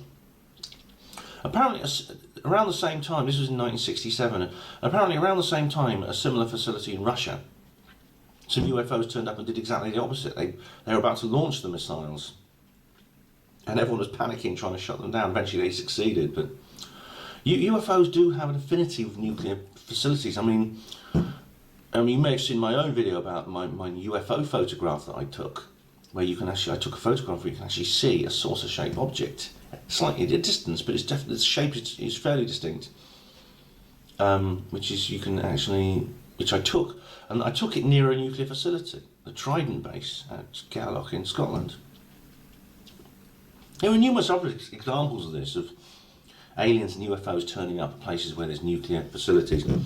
Now, why are they interested in them? I mean, it's possible UFOs are concerned with our weapons capability, what we can do to ourselves, what we're able to do to them. I think the story which we hear from Robert Salas is that their concern could lead to them disabling our weapon systems by force if they needed to. Maybe if we were about to launch missiles at each other, they'd come and intervene. I hope so. That's good news if they would. At the time the Rendlesham Forest incident happened, there was a massive crisis, and the storm clouds of war were gathering, and it was very, very worrying. I mean, I was too small to understand. I was just a little kid at the time, but there was an incident in Poland in which a guy called Lech Wałęsa, who's quite famous in Poland now, he organised a strike against the communist government, and it looked very likely the government would be deposed. I mean, people were calling for Wałęsa to become president. Now, Russian troops were gathering on the border and near Poland, and it looked very, very worrying because this happened before. This happened in Hungary, I think, in 1954, because of course Eastern Europe was basically these were Soviet client states during the Cold War. There was the Iron Curtain. If you look at a map of the Cold War, there was the Iron Curtain. There was all the communist countries of Eastern Europe, and then the Soviet Union. These were client states of the Soviet Union, and they'd rebelled before in Czechoslovakia in 1960 something, and I think something in the late 60s. There was the Prague Spring, and the Czech rebelled. The Czech people rebelled against the communist client state, and in 1954 in Hungary, the Hungarians rebelled against the communist client state, and and it looked very likely those regimes would fall. Now, when that happened, the Russians invaded those countries and put down those rebellions very brutally. In the case of Hungary, I think 1 million people died in 1954. Everyone was terrified the same thing would happen again, that the Soviets would invade. This was in the days before Gorbachev and the Cold War was wound down. Everyone was terrified that the Soviets would invade Poland in 1980. And we'd see another scene of carnage, and basically Margaret Thatcher and President Carter were phoning up the Kremlin and saying, leave Poland alone, and the Russians were saying, stay out of this, we'll deal with it, it's none of your business. And that could have led to a war, which could explain the presence of the UFOs at Bentwaters Woodbridge that day, because of course Bentwaters Woodbridge was the largest nuclear weapons storage facility in Europe. It was it's certainly in Britain. At the time there was a lot of protests at Greenham Common in Berkshire, which was the base for a dozen cruise missiles with small tactical nuclear warheads on them. Do you remember all the women chaining themselves to the fence? The guys at Woodbridge Bentwaters used to laugh at them. They say, "Girls, you're in the wrong place. The big nuclear facility in Britain is here." Of course, no one knew about it because these weapons were unlicensed. So, a side effect of what happened in the Bentwaters Woodbridge incident was that this scandal emerged. The fact that the Americans actually stationed nuclear weapons on British soil without the approval of Parliament, which is highly illegal. So that was one of the things that came out of it. Now, at one point, there's an incident. There's a theory going around the internet at the moment that the whole Rendlesham Forest incident was basically a drill. It was a time and motion study of some kind. Now, this used to be done occasionally. They would carry out very elaborate drills to test the metal of the individuals involved, make sure that they were up to scratch, make sure their working environment was correct, things like that. They've done the same things in the NHS, and I was involved in some of these drills myself when I was a hospital porter. But now the theory going round is that that's what the Rendlesham Forest incident is. I know Sasha Christie has talked about this, several other people have as well. Gary and Larry don't agree with this. I mean, we brought this up very briefly in my interview with them. Gary, she was a RAF policeman before he became a British transport policeman, and he says, you wouldn't carry out drills like that with men who are armed and on duty. Gary used to carry two weapons. He used to carry a rifle and a pistol with 128 rounds of ammunition. I mean, you would not put someone with that kind of armament through an experience like that. You might do it with troops in training, but you wouldn't do it with active troops on the front line.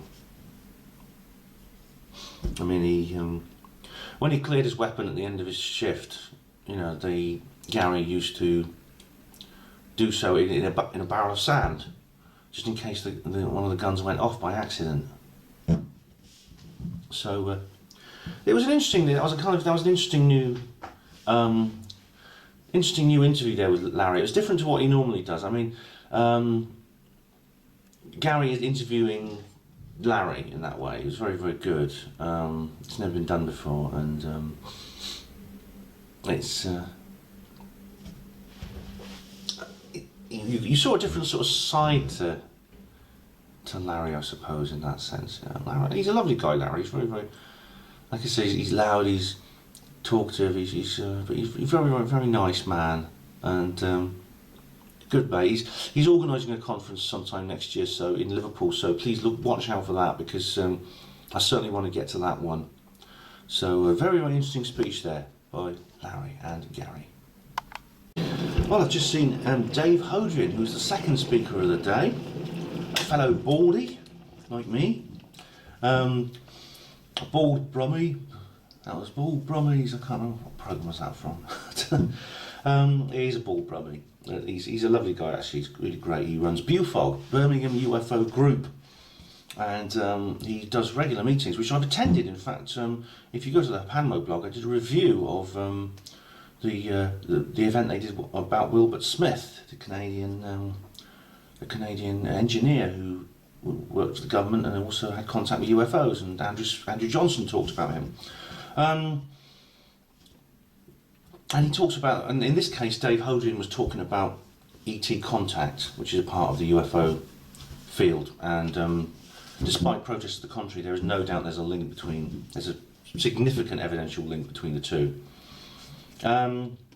He talks about evidence, origins, and agendas, and he's very passionate about this whole thing. In fact, Dave got married at Area 51. In fact, I think in the first edition, first edition of UFO magazine, UFO Matrix magazine. There was a picture of him and his wife standing by the black mailbox, and near Area 51. And Gary was in that photo too, because Gary was there. And BUFOG is actually was set up in 2007.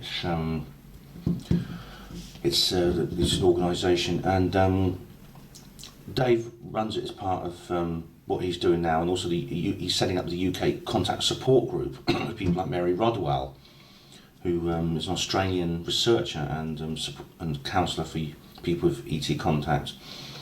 He's the chief investigator of BUFOG as well as the chairman.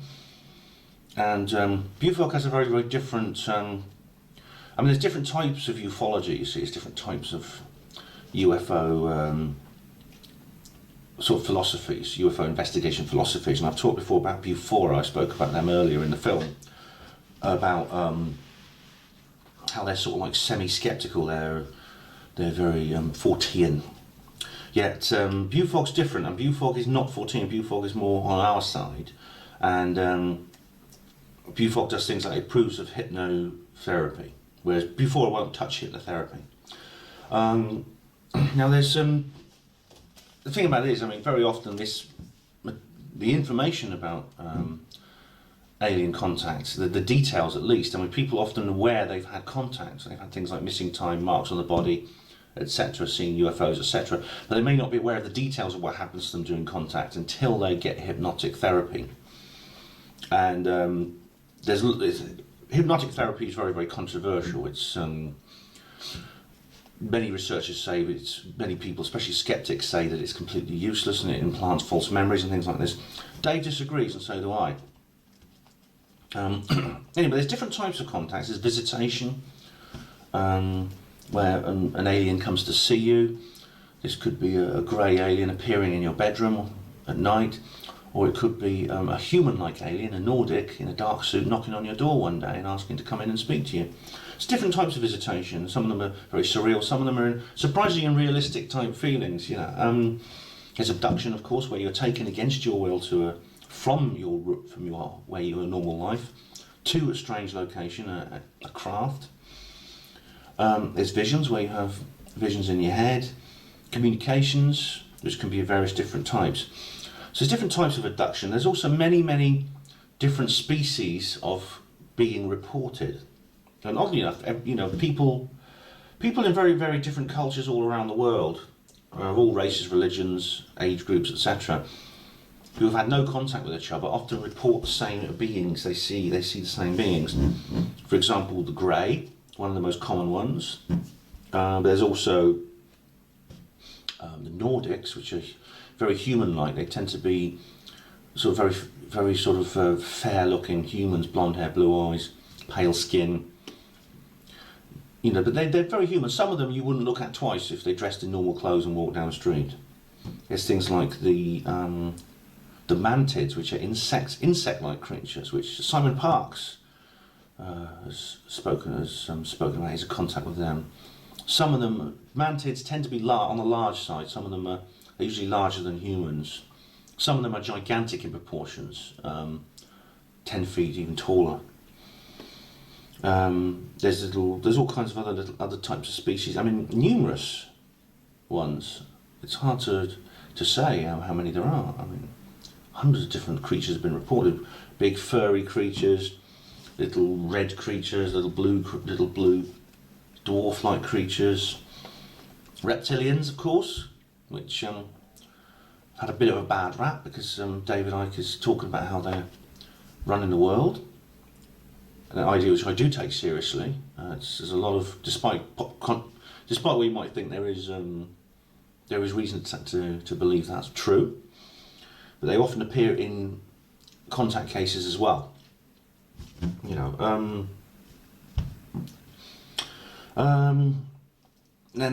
contact and UFOs are definitely linked. People who have contact experiences often have UFO sightings. UFOs are often seen in conjunction with contact experiences.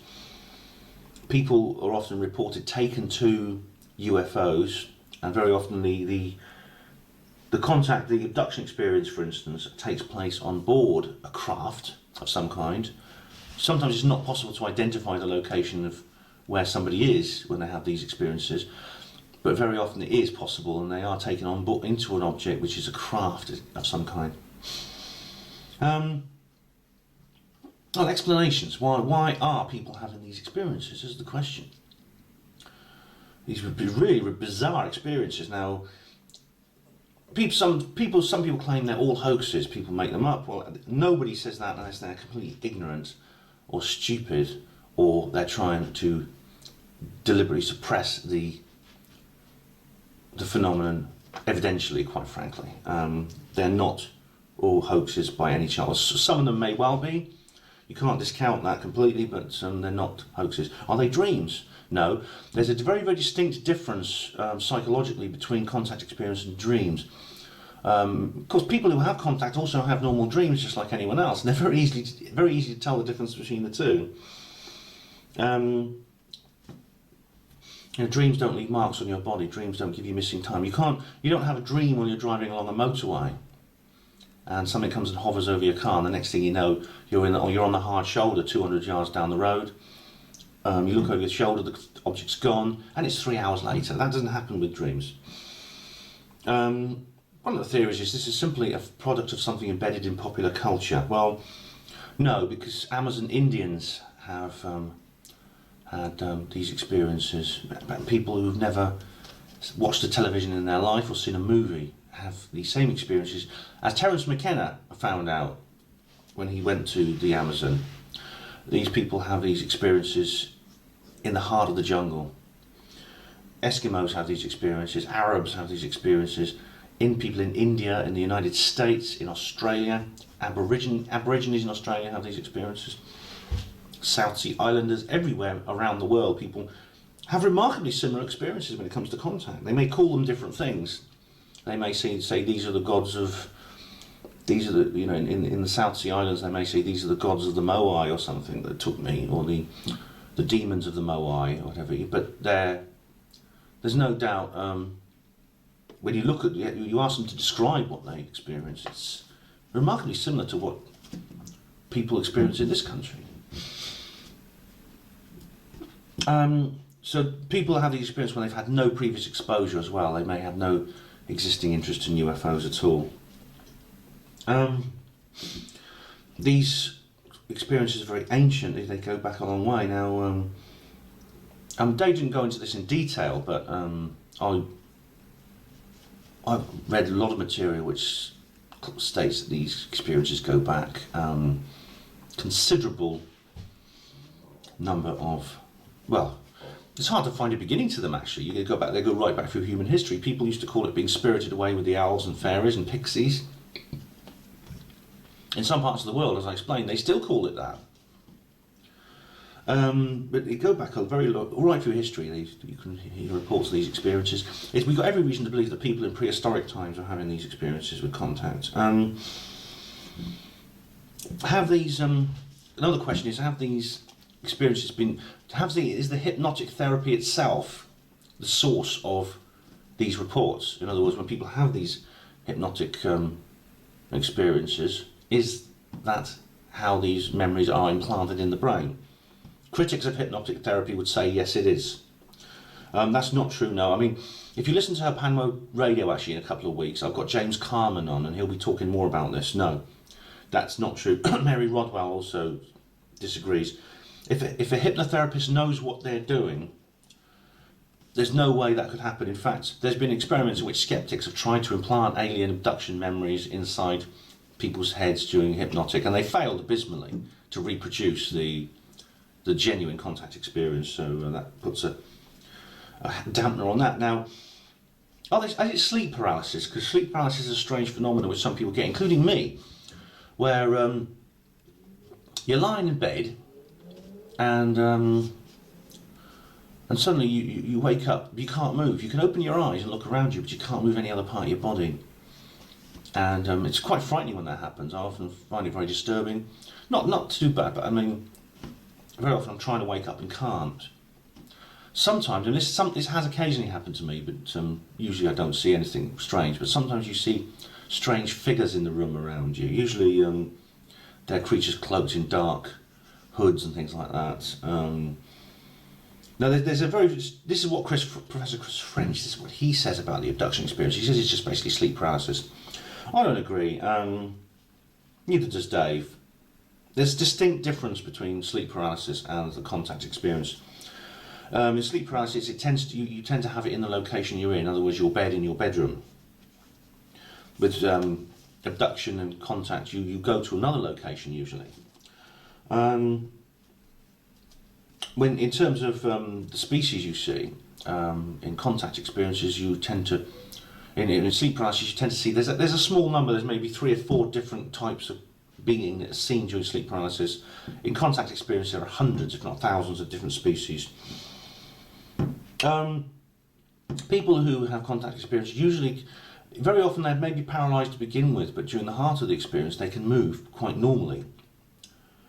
They can. They have no difficulty getting around. They can usually have their normal movement faculties in place. Very often, the beings, if you're abducted against your will, the beings actually physically restrain you to stop you moving around. There's also the fact that some of the contact experiences happen when the person is awake, which of course is never the case with sleep paralysis by definition. Recollection. You can usually recall your sleep paralysis experience immediately when you wake up. Not the case with contact. Markings on the body and other the alien abduction experience, such as missing the alien abduction syndrome, as it's called. For example, missing time, marks on the body, animals behaving strangely towards you, strange illnesses, strange other symptoms like that. You don't get that with sleep paralysis. And also implants. There's no doubt about it, people who have contact experiences very often end up with implants. These are strange objects placed in the body, sometimes quite near the skin, in the joints. Sometimes they're buried very deep. Sometimes it's not possible to remove them surgically because they're, for instance, in the heart of the brain. How they got in there then is another mystery. They tend to be in the joints, in the head, somewhere in the head, sometimes around the nose, in the thigh, in the ankle, things like that. I mean, sometimes in the digits, like fingers and toes. Occasionally, there's a guy called Dr. Roger Lear, who is a surgeon who removes these things. A guy called Daryl Sims also is willing to remove these things. He employs, Daryl Sims is not a doctor, but he employs a doctor to actually surgically remove these implements from your body. And these have been examined. They're very strange things. They tend to be small little slivers of metal, some kind of metallic alloy, which is very unusual, not one that's normally found on Earth, coming from normal metal productions. It's very, very odd. They very often have a strange structure to them. Another strange thing is that a person can have their implant removed, and very often they'll wake up one morning a few days later and they'll find another one has been put in its place. I know a lady actually who has had that experience several times. She's had x-rays of implements in her body. She goes and has had one removed surgically, and she has another x-ray a week later and there's another one been put in its place. So very, very strange indeed. Now, unfortunately, psychologists don't take this seriously, as psychologists are not my favourite people in the world. Individuals accepted. Generally, I don't like psychologists very much. I have some bad experiences with them, and they're not my favourite people. They tend not to take it seriously. A couple have been very, very brave individuals like Dr. John Mack and Bud Hopkins. They paid a terrible price for their interests. I mean, John Mack in particular had his career ruined because of all this. So I wonder, and certainly, and this brings up the question of how many psychologists actually do take contact experience seriously, but they haven't got the balls that John Mack has, or had. Poor guy died in 1996. So people often say, well, if it was real, the experts would be quite happy to talk about it openly. No, they wouldn't. Because very few of them, as I says, have the balls. John Mack did, and oh God, I was listening to Bob Novella the other day. Oh God, what a wanker. Dr. Jan Mack, well, he's a psychiatrist who suffers from transference. He suffers from this, he basically came down with the same illness as his patients. Oh, fuck you. Fuck you, Bob and Bella. What an idiot. Anyway, there's also very often contact experiences happen in the presence of witnesses, sometimes multiple witnesses. Like Travis Walton, for example, was abducted in front of a whole group of his colleagues when he was a forester. And of course, this is a very important point. But of course, the skeptics, they always raise the bar, don't they? You know, if one person sees a UFO, they say, well, it's a hallucination. So, say this person sees another UFO and they've got someone with them. Well, you're obviously suffering from a folie à deux. That's madness shared by two. So you bring along a whole load of your friends and a dozen people see a UFO. Oh, well, obviously you're suffering from mass delusion. You can't win with these people. Oh, well, what are the origins? I mean, where do these... Supposing contact experience is real, what is doing it? What are these beings that are doing it? Now, Dave thinks there's a lot of evidence to say they're extraterrestrials. I was explaining the other day, I don't quite agree with that. I think there is some evidence that some of them are extraterrestrial. I mean, for example, sometimes people are shown star maps, and sometimes the beings will tell you they come from a particular star system. Like, of course, Betty and Barney Hill, not the first abductees that were talked about publicly.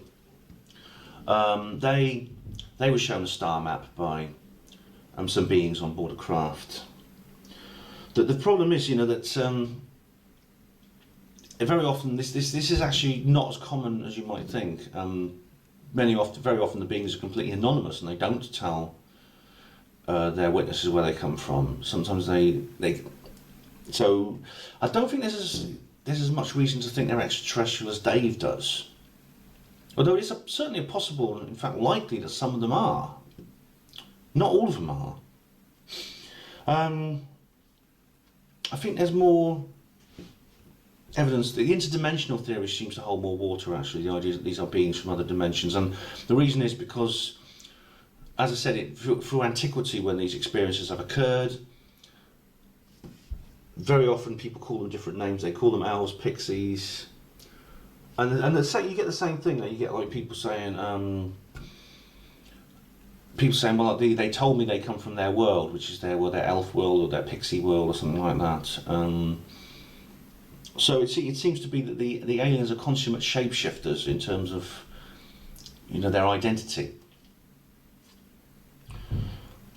And then another thing is, I mean, very often they seem to play games with us. For instance, George Adamski, when he had his famous contact experiences, he said the creatures he met said they came from Venus. Now, when Adamski had these contact experiences, that was a distinct possibility because we didn't know anything about Venus at the time. This was before the craft was sent there to examine what Venus really is like. So it's perfectly possible that creatures could come from Venus and Mars and other places. Then we started sending rockets to these planets, and we realised that they're not the same as, they're not what we think they are, and they're not the kind of places that could actually support life like that. So what do they want? So no, sorry, I'll carry on.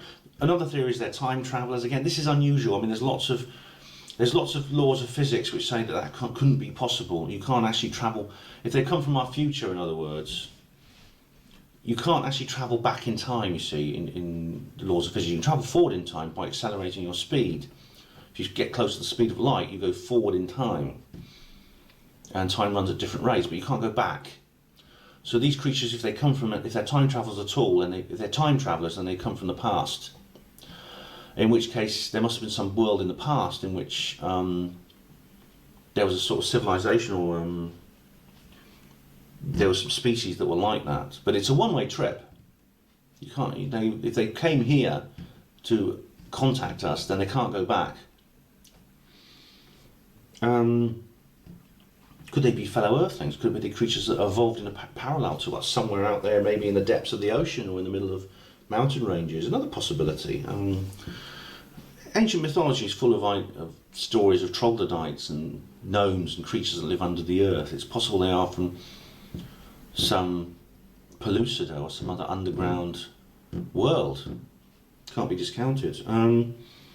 Angels and demons, creatures from the Bible. Could there be a religious aspect of this? Well, I'm not religious actually, but I can't discount the idea that these are sort of spiritual entities of some kind, from the spirit world. And the particularly benevolent ones could be interpreted as angels, and the nasty ones could be interpreted as demons. Question: what do they want with us? What are they doing? Why are they here? Well, firstly, people say, are they good or bad? Well, there's thousands of different species out there. They could be good or bad. We don't know. They are. Unfortunately for us, the majority seem to be good, or at least neutral towards us. There's a minority that actually seem to be quite malevolent, and the people who are actually been seriously injured and even killed by these contact experiences. The thing about it is, I mean, even contact with the neutral ones can be very, very disturbing for the people. I mean, I think the majority of people find these experiences very disturbing indeed. Some find them very benevolent. I mean, I've spoken to people, obviously, who find these beings in contact, teachers, even parents, lovers, creatures who are very, very, who give them an awful lot in terms of spiritual ideas. And sometimes there's a mixture. Sometimes these experiences can be both distressing on one side and enlightening on another. One of the things some of them want to do is in terms educate us. Some of them, Mary Rodwell talks about this in particular in relation to contact experiences of children. ETs often want to contact children to assist with their education, and one child says, "Oh, I learn more on the ships than I do in school." And very often these children actually do become very, very clever, and they're capable of enormous feats of intellect, which they wouldn't normally be for their level of education. Some want to give us, in some cases I think it's scientific investigation. The creatures want to learn about us. They want to learn about us by investigating us. This is why they do medical experiments on us and things like that, and they examine us. In some cases, some contactees have been given warnings. They've been told, "Oh, you've got to look after the planet. You've got to watch over. You've got to watch out because of environmental damage, war, things like that." Is that for our benefit or theirs? It's hard to say.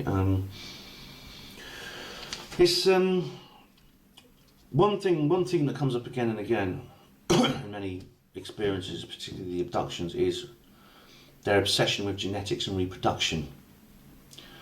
Very often you'll find they will do genetic experiments on people and take genetic material. They'll take DNA from us, they'll take samples from our body, including gametes, reproductive cells. They'll take sperm from men and ova from women. Occasionally, both men and women will be encouraged to even have sexual contact with these beings. A particular case of that is Antonio Villas-Boas, a Brazilian man, a farmer who was abducted, and he was essentially encouraged, probably forced, using some kind of drug, to have sex with a being that resembled a human woman.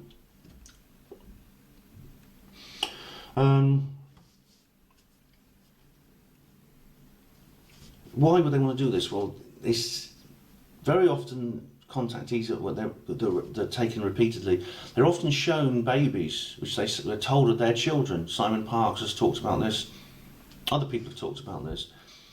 And very often they're encouraged to, sometimes they see these in big sort of like vats, sometimes in liquid, as fetuses, as embryos, in like artificial wombs, like Brave New World kind of thing.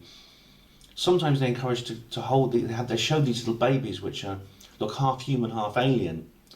And the aliens encourage them to hold the baby and to cuddle it and things like that. And sometimes they're shown older children and they're encouraged to play with those children and talk to them, and very often they're given toys to play with. They're given toys and they say, look, play with these kids, like building bricks or some kind of writing materials. They can draw pictures and things like that. What any parent would do with a child. Hard to say what's it's extremely peculiar in that sense. I mean, why do they want to create half aliens, half humans? Well, that's anybody's guess. Maybe only they know the answer to that. It could be they want to create a new society in another world. Maybe they want to put these beings onto our planet for whatever reason. Oh dear, I mean, it's really, really difficult to say.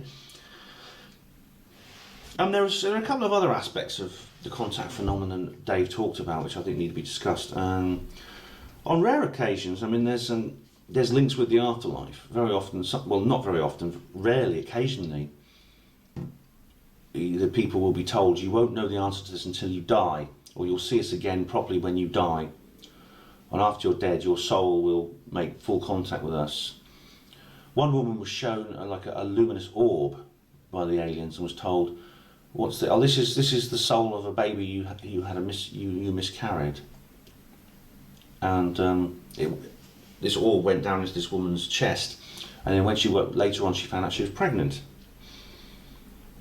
Now the subject of pregnancy is connected with the subject of reproduction, and there are many cases of women who've been taken, and I mean James Carman will talk more about this in the radio show that I'm going to show, because I'm on Hapanmo Radio, so do keep an eye on the Hapanmo Radio blog for James Carman's interview in a couple of weeks.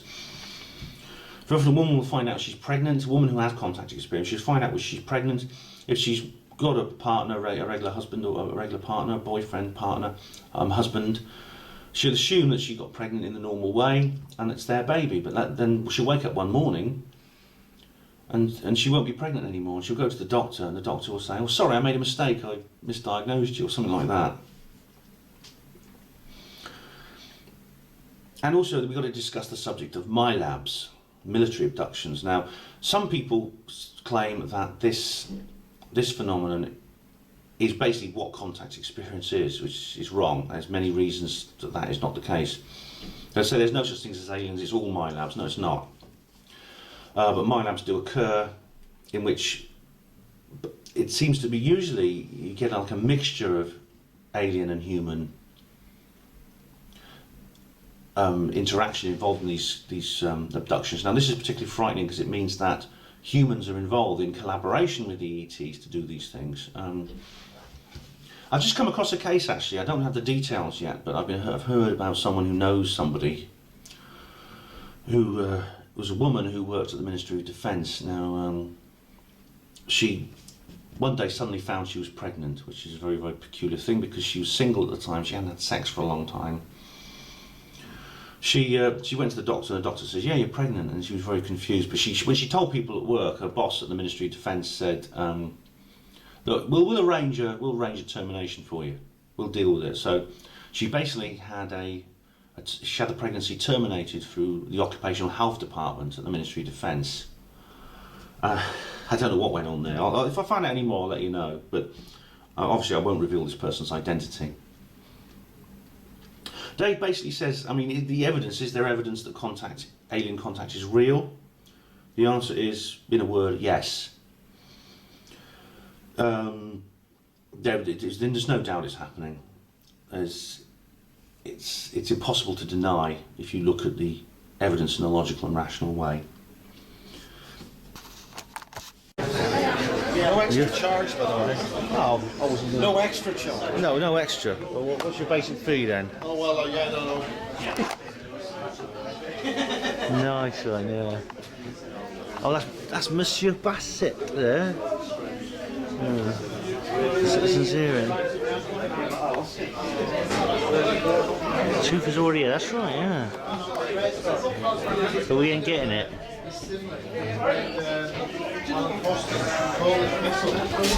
Let's have a look at the old auditorium there. Actually, I think this was once outdoors, and there's roofs up there. see, there's a roof there, there's like a window here. I think they put this over the top after this was once a courtyard, or garden or something. And I think it's rather like the atrium at the John Radcliffe, or the A&E sort of like atrium, if you remember if you know the John Radcliffe Hospital. And the third speaker was a man who several people had come to the conference particularly to see, and he's probably a clincher for me actually, because I've never seen him before. I'm very familiar with his work. I consider him one of the top ufologists in the world, but I've never ever met him. That is, of course, Timothy Good. Timothy Good is he's a unique figure in ufology actually, because he's a first generation ufologist. He's now in his 70s, and he started around the same time as people like Hynek and Ruppelt and the early investigators. And he's got a new book out. I don't know if it's how many he's written now. I mean, he's got about a dozen books in print. This is, I think, Gary said he'd done 12 books. I think Timothy's done more than that actually. But this book is called Earth as an Alien Experience, and I've not read it yet, but I'm certainly going to get a copy. His books are really, really amazing, and they're really, really worth reading. They tend to have the same format. There's no sort of narrative to them as such. They tend to be a series of events, really, a series of research projects that Timothy's done. And in this case, he talks about people like someone I've never heard of actually, called Leo Dworshak, who in the 1930s actually had an experience in Montana where this craft would land near where he lived, and in later life he was a friend of George W. Bush, and he advised him on Middle East policy, which is very, very strange. There was photos in the Italian Alps taken in 1952, and Timothy believes that George Adamski was genuine. I mean, Dave Hodrian said that the whole thing was it may have been some phenomenon that were real to begin with, but the whole thing was really went out of proportion with the media. Timothy disagrees. He said there was a lot. I think he thinks Adamski is much more real. I think in terms of proportions, real versus fake is different. I don't think Timothy believes every word Adamski said. I don't know if anyone actually believes every word Adamski said, except perhaps Gerard Aartse, who was on her Panmo radio a couple of months ago. But Timothy talks a lot about a very interesting thing from Italy.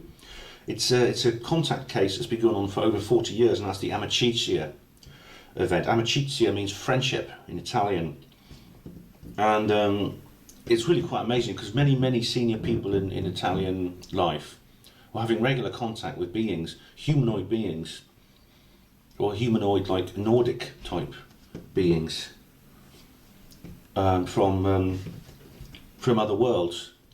And this is very, very, it's a long, complicated case, but Timothy spoke to lots of people involved. I know other people, like Paola Harris, of course, the Italian ufologist. She's got to know many of these people as well.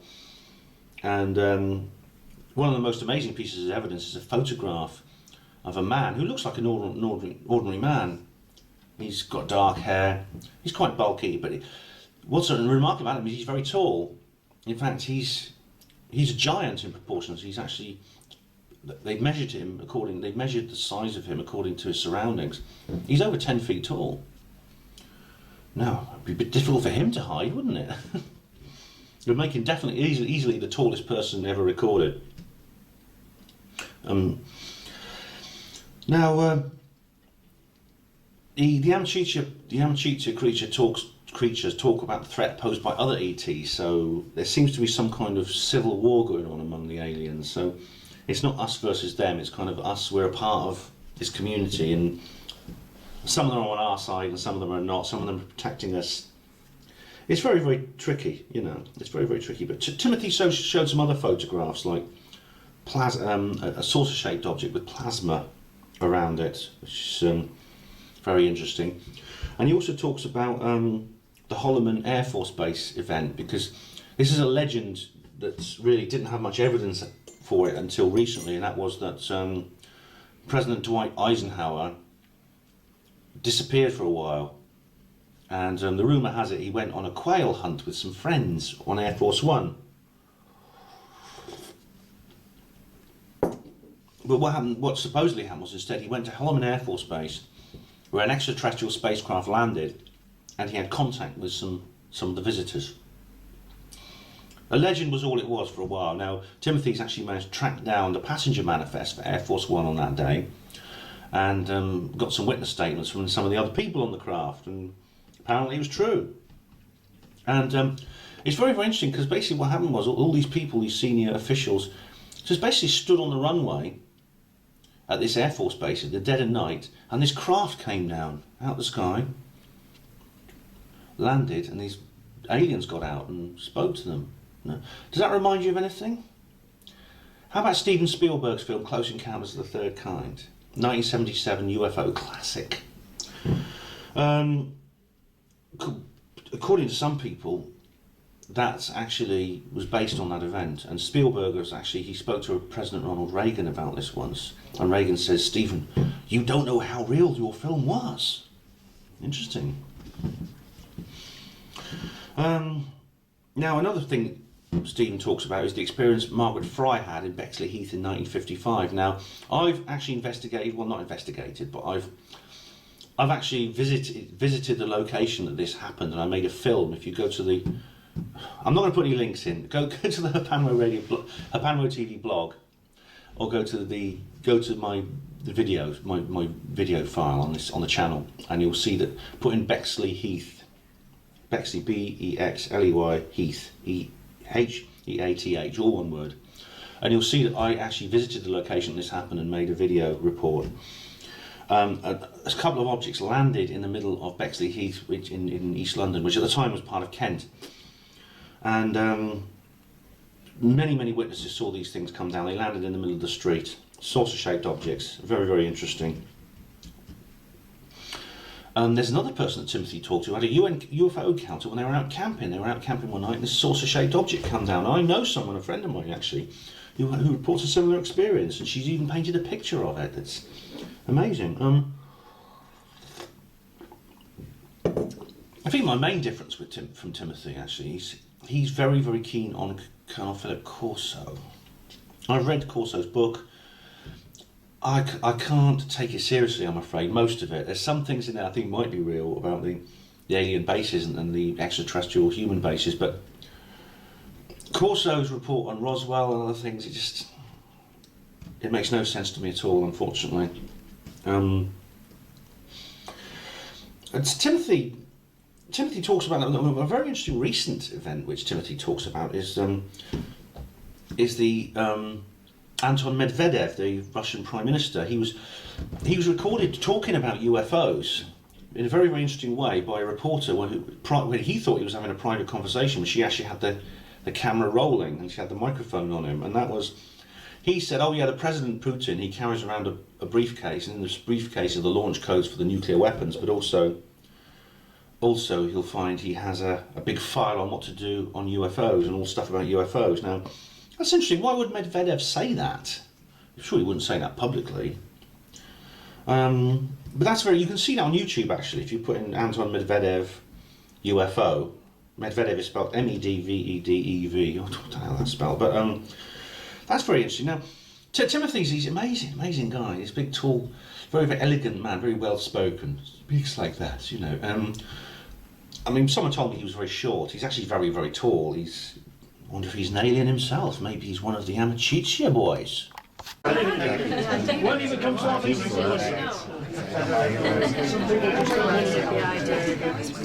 So where are you on? You're all right, no worries. That's beautiful. That's how I get a shot of it. One more. Please. It's Timothy, and that's his award. Now, the last speaker of the the last speaker has just been on. The last speaker of this day, and that was Mr. Gary Heseltine, Mr. UFO Truth himself. And now he's really interesting, because he's quite a new face in ufology at the moment. I mean, he's been around, he's been doing this since the 1990s, he's been interested in UFOs since the 1990s, but he's only just starting to make a name for himself, or has recently. Been speaking at conferences in the last few years, things like that.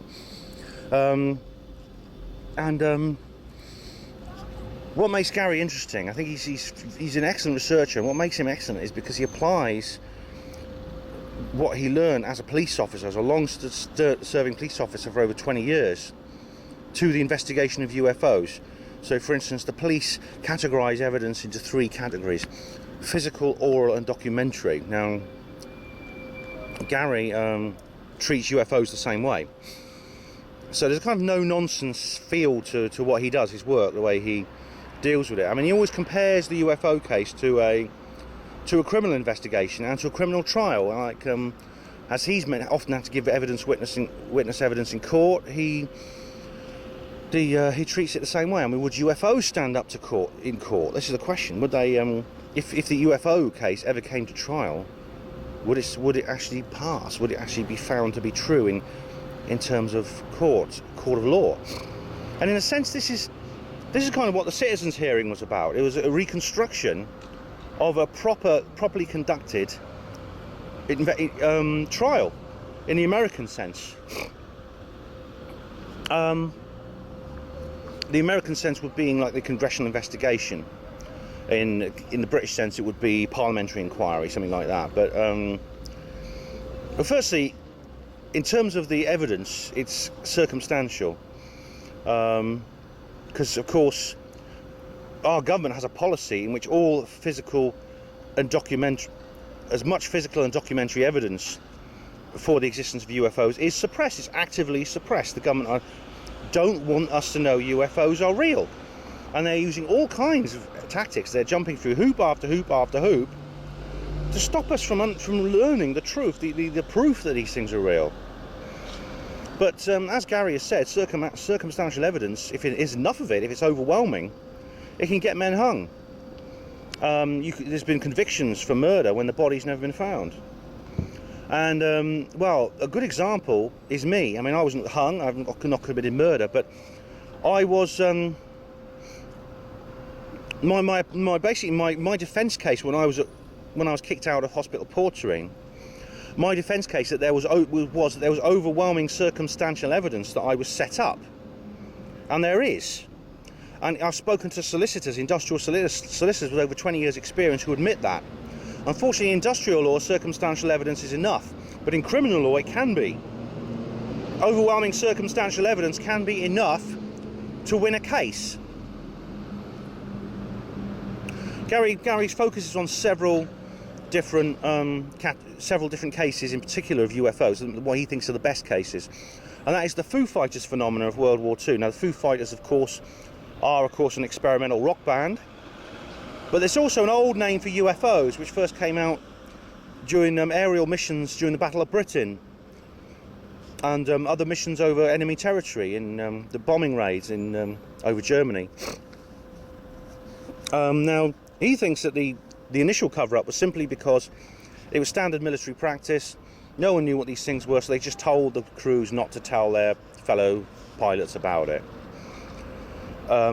It's standard procedure, there's no agenda, but later on it's very, very different. I mean, and Gary makes a list of points which he thinks makes case significance. For instance, the manoeuvrability of an object. UFOs have been known to exhibit amazing speeds and manoeuvrability, way beyond the capabilities of any aircraft we could conceive. They can also appear and disappear, almost materialise and dematerialise. Whether this is because they disappear at very, very fast speed, or whether they sort of like seg out of this reality into another dimension is not known. But there's a very, very interesting case of Lieutenant Parvez Jafari. Now, in 1976, he was a pilot in the Iranian Air Force, and he actually encountered an object in the air, and it's very similar actually to the Milton Torres case over England in 1957. Very similar indeed. There's also the Belgium Triangle case in the 1990, in which the Belgium Air Force also had aerial encounters with craft, which they seem to be able to stroll past our own best fighter aircraft, as if they weren't there. Why the UFOs are doing that, I don't know. I mean, it's obviously if they wanted to get away from our aircraft, they could zip away and that we wouldn't even see them. But they seem to like teasing us. They seem to like letting our pilots get just close enough to them and then go zoom, moving away. There's also the Space Tether incident, this STS-75, where there was an encounter in space with large numbers of very large objects. Now, suspiciously, I think, Dr. Ed Mitchell, who's normally considered a hero of ufology, he's not interested in this case, and he's been very comprehensively debunking it, or not comprehensively, but he's been very stubbornly debunking it, which I think is very, very suspicious. But Gary, basically, I think Gary is someone you've got to take seriously because of his no-nonsense attitude, the fact that he's got a background in the police force, he's trained to investigate and apply evidence correctly in a way that none of these skeptics ever could. He's got a magazine called UFO Truth, which is what the conference is centered around, and I bought a year's subscription to it. You can actually get a extra cheap now. It's only £15 until Christmas. So if you want to get I do recommend actually getting a copy, because Gary sent me a free copy as a thank you gift, because I promoted the conference on the show, and I've read it and it's really good. So please, I do advise actually going out there and getting a copy of this magazine or subscribing to it. It's not available in paper form, unfortunately. It's PDF only, which is a shame. I'm conservative and traditional when it comes to literature. I like a good old-fashioned book in my hand, or a good old-fashioned paper magazine you can crumple and smell and things like that. I'm just sentimental when it comes to these things. So that was very interesting. So thank you very much, Gary, the organiser of this conference and the last speaker. These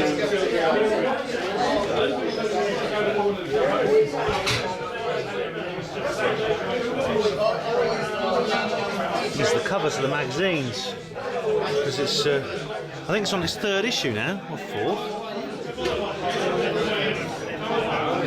Yeah. Oh, Richard D. Hall was here earlier.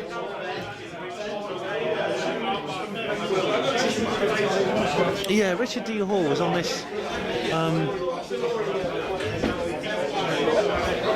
He had a stall here, but he didn't stay for long. He just stayed for a couple of hours. He's gone now. They're using it for food now. But Richard D. Hall was here. It was nice to see him again. He's not too bad. He can stand up tall and everything, Hello, buddy. All right. What's it like out here? Oh, it's cold. Sorry. In lecture, wasn't it? Yeah, that was very interesting indeed. How are you getting on anyway? You all right? Yeah, getting on alright. I'm into my bike, so I'm alright. It's nice out there. It's cold out here, but It is a bit nippy. unless you get. Yeah. Is the moon out? No, it's cloudy. I was thinking they're getting a few sort of like title shots, maybe of the moon, but I'm not so sure. But Richard D. Hall was here. He was on stall there. Yeah. But he wasn't here for long. Yeah. Some packed up and left. Do you know? It's really strange what's going on there, I mean, he was really edgy, and he was soon off. Well, he's chucked off his station. Richard's had a lot of bad luck lately. That's probably what it is. He was kicked off the TV channel that was broadcasting his work. And at the same time, he got this injury on his back, and he's still standing tall and smiling. He's got a nice new young lady with him, and I bought one of his DVDs, which I'll show you later in the souvenirs slot. And it's really lovely. It's great to see him again, and I'm glad he made it. I wonder if I can get any. I'm going to see if I can get. No, I want to get a daylight shot really for titles. I should have done this earlier. Not to worry. Right, souvenirs time again, everyone. Let's start with this. richplanet.net, The Crop Circles, The Hidden Truth, a film by Richard D. Hall. This is Richard's film about crop circles, and it's very, very good. I remember this is probably one of the best movies ever actually made about crop circles.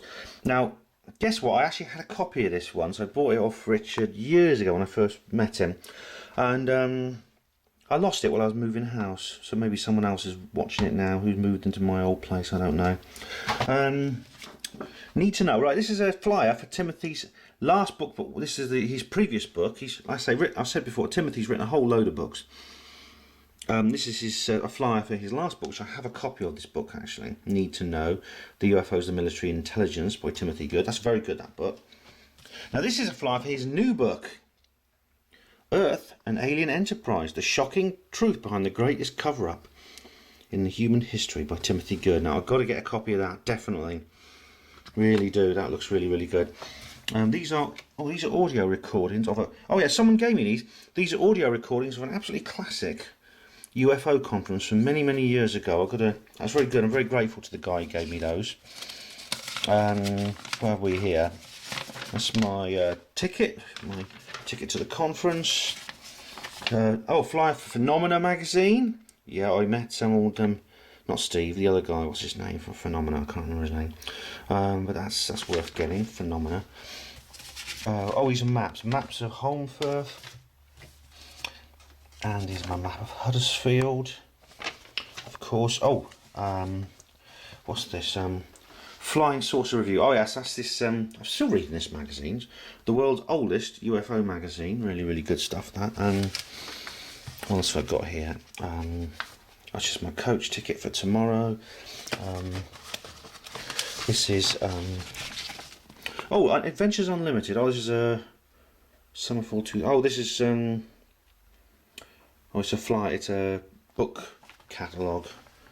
That's David Hatcher Childress. So I mentioned that before, didn't I? I wrote to David Hatcher Childress once, and he didn't reply to me, but he did send me a book.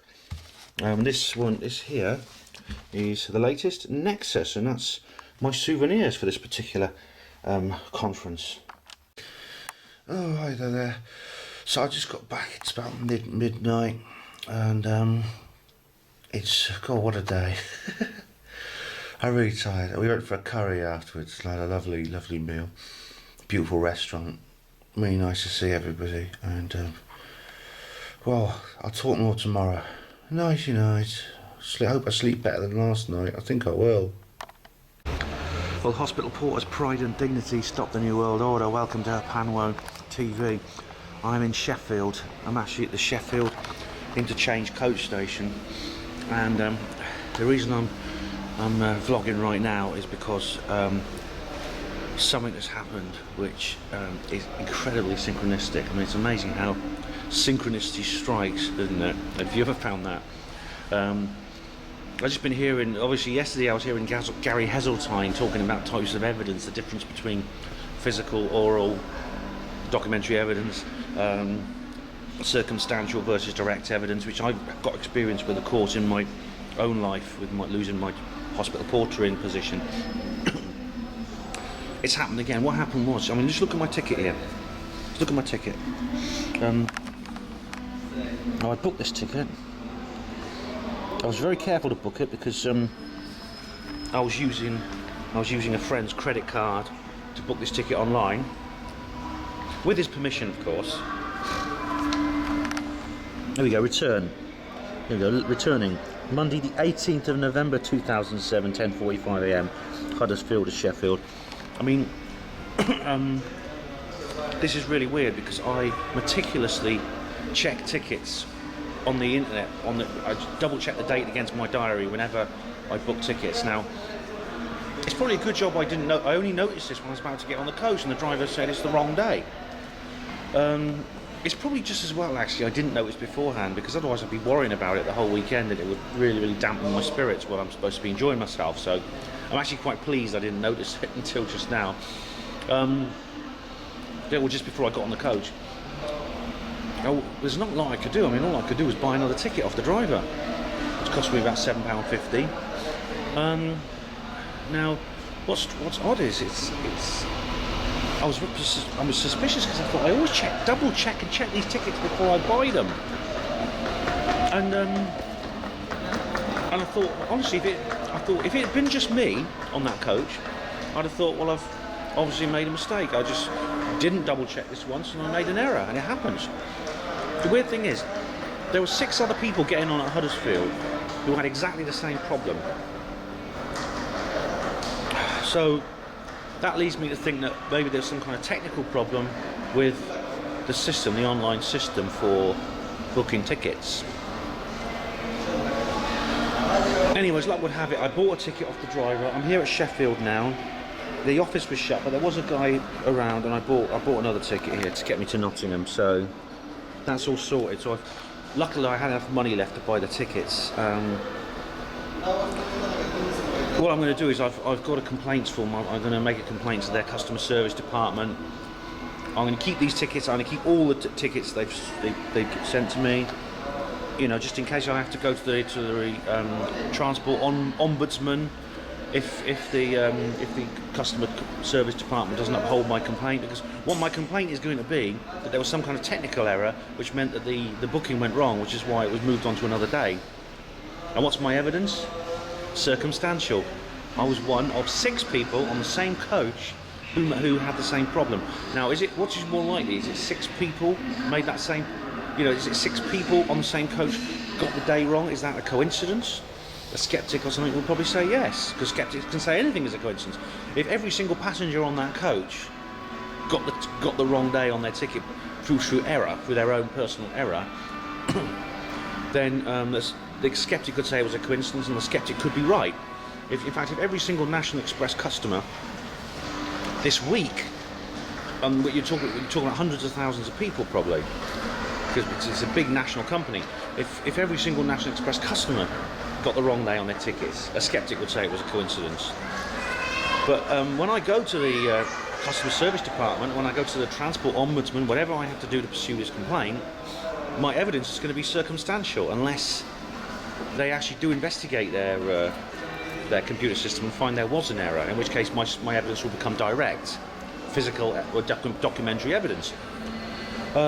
If they can't find an error, then I'm still going to pursue the complaint, and the evidence will become circumstantial.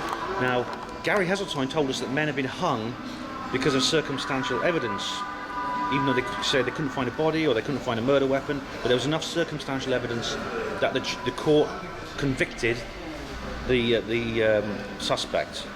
The question is, have I got enough circumstantial evidence to hang National Express? We shall see. Oh, well, my good friends and Hapanmo TV viewers, I have returned. I've managed to get home safely after that debacle with the tickets. I am here, back home, getting used to not being at a conference. I mean, with the one-day conference, it's a bit easier, actually, to get used to that. And I think that the conference I went to just now, UFO Truth, it fits quite well into the one-day format. Sorry if I'm not very articulate. You see, I've still got this problem with my lips I talked about earlier. Yeah, the UFO Truth Conference fits quite well into a one-day format, although I know Gary's planning a longer one next year, 2 to 3 days. As I said before, I didn't think Exopol actually fitted into that format very well, but UFO Truth doesn't do too badly. Although, I think if it's a 2-day conference, that will be better. Well, basically, what can I say? It has been certainly one of the most well organised and well put together conferences I've ever experienced. Gary chose a brilliant location, a brilliant venue. All the catering was taken care of. Very, very attractive venue too.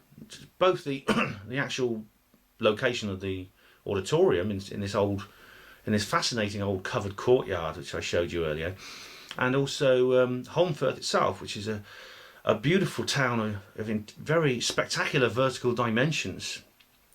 One of the most, certainly one of the most attractive places, the most picturesque places I've ever been to.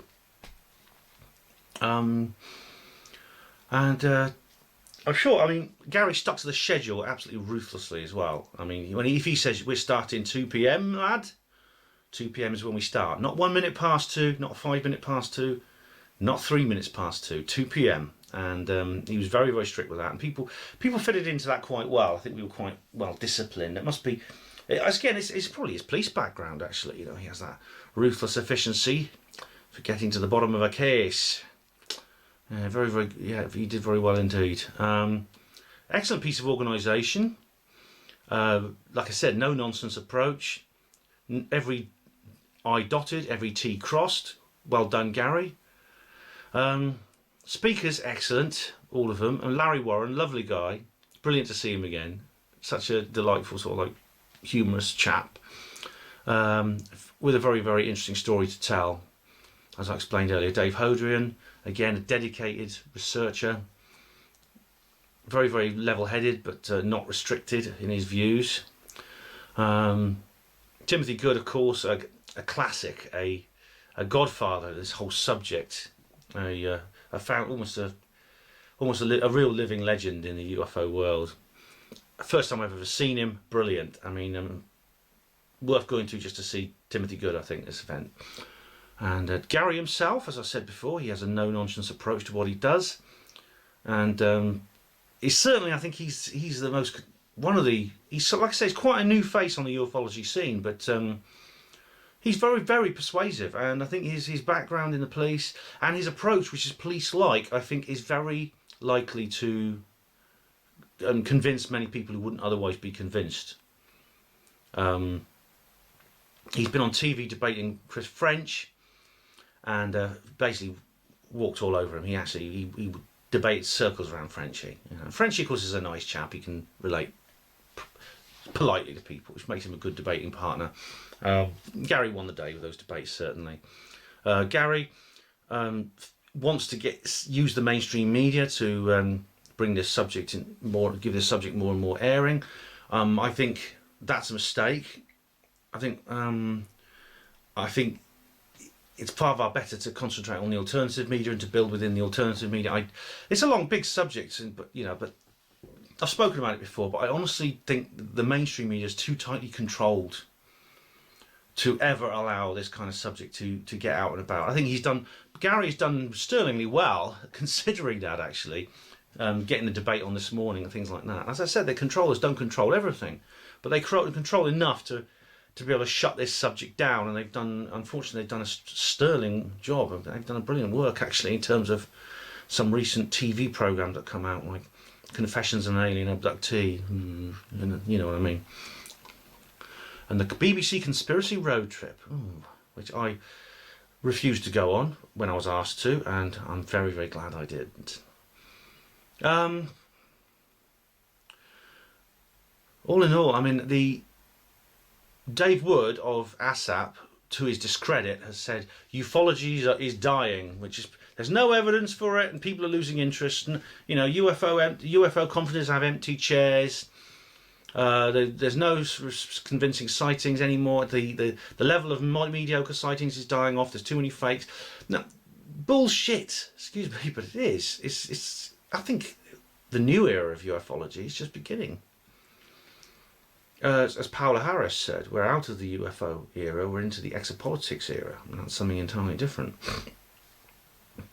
I think one thing I would like to stress is not everyone who attended that conference, which had very few empty chairs, actually, Dave Wood, take note. One thing that, and it was sold out too, the only empty chairs were non-attendees, alright?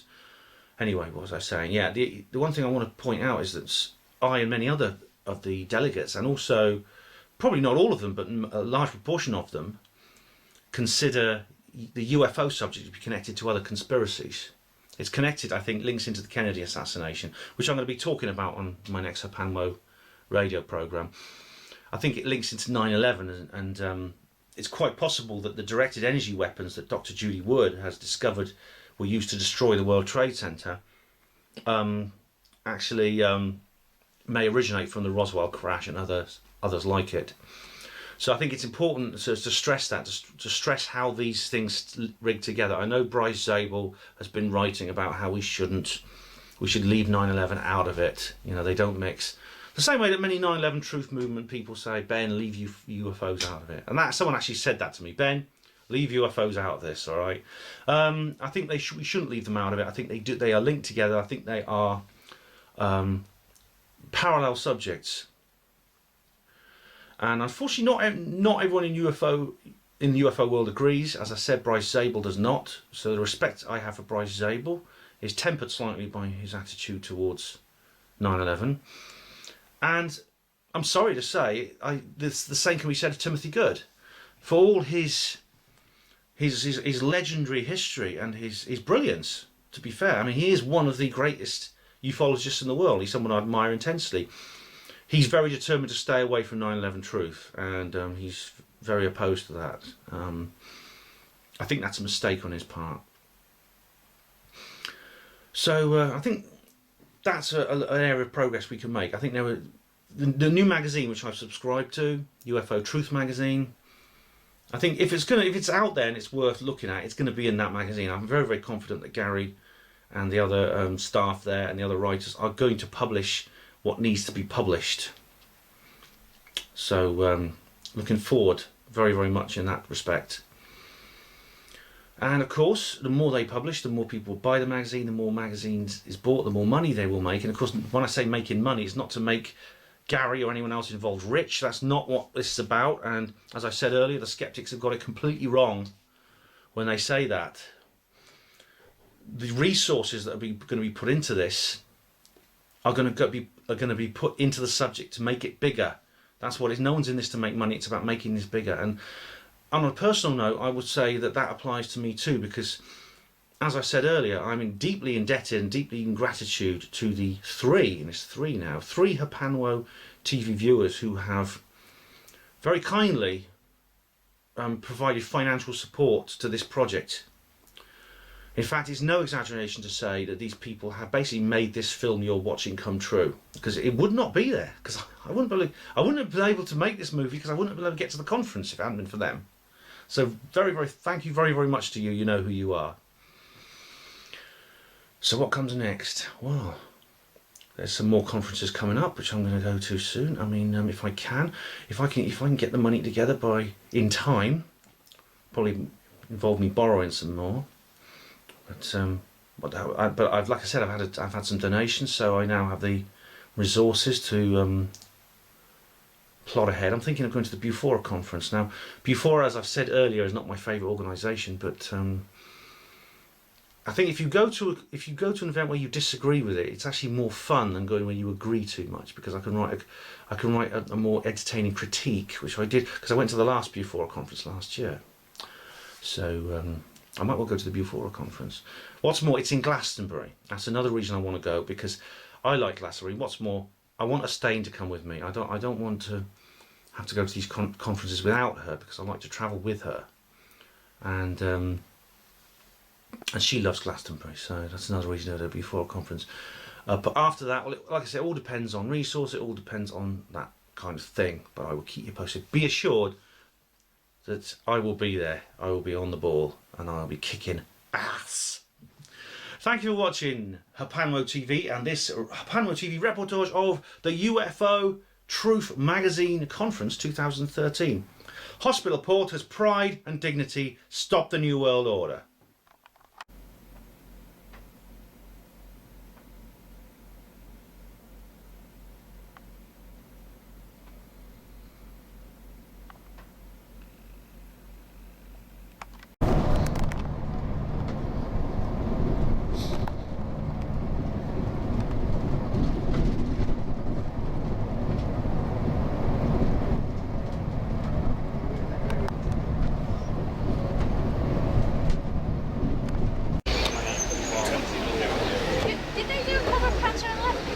Oh yeah. Oh, yeah, we have that one. I love the one, Carefree Cowboy.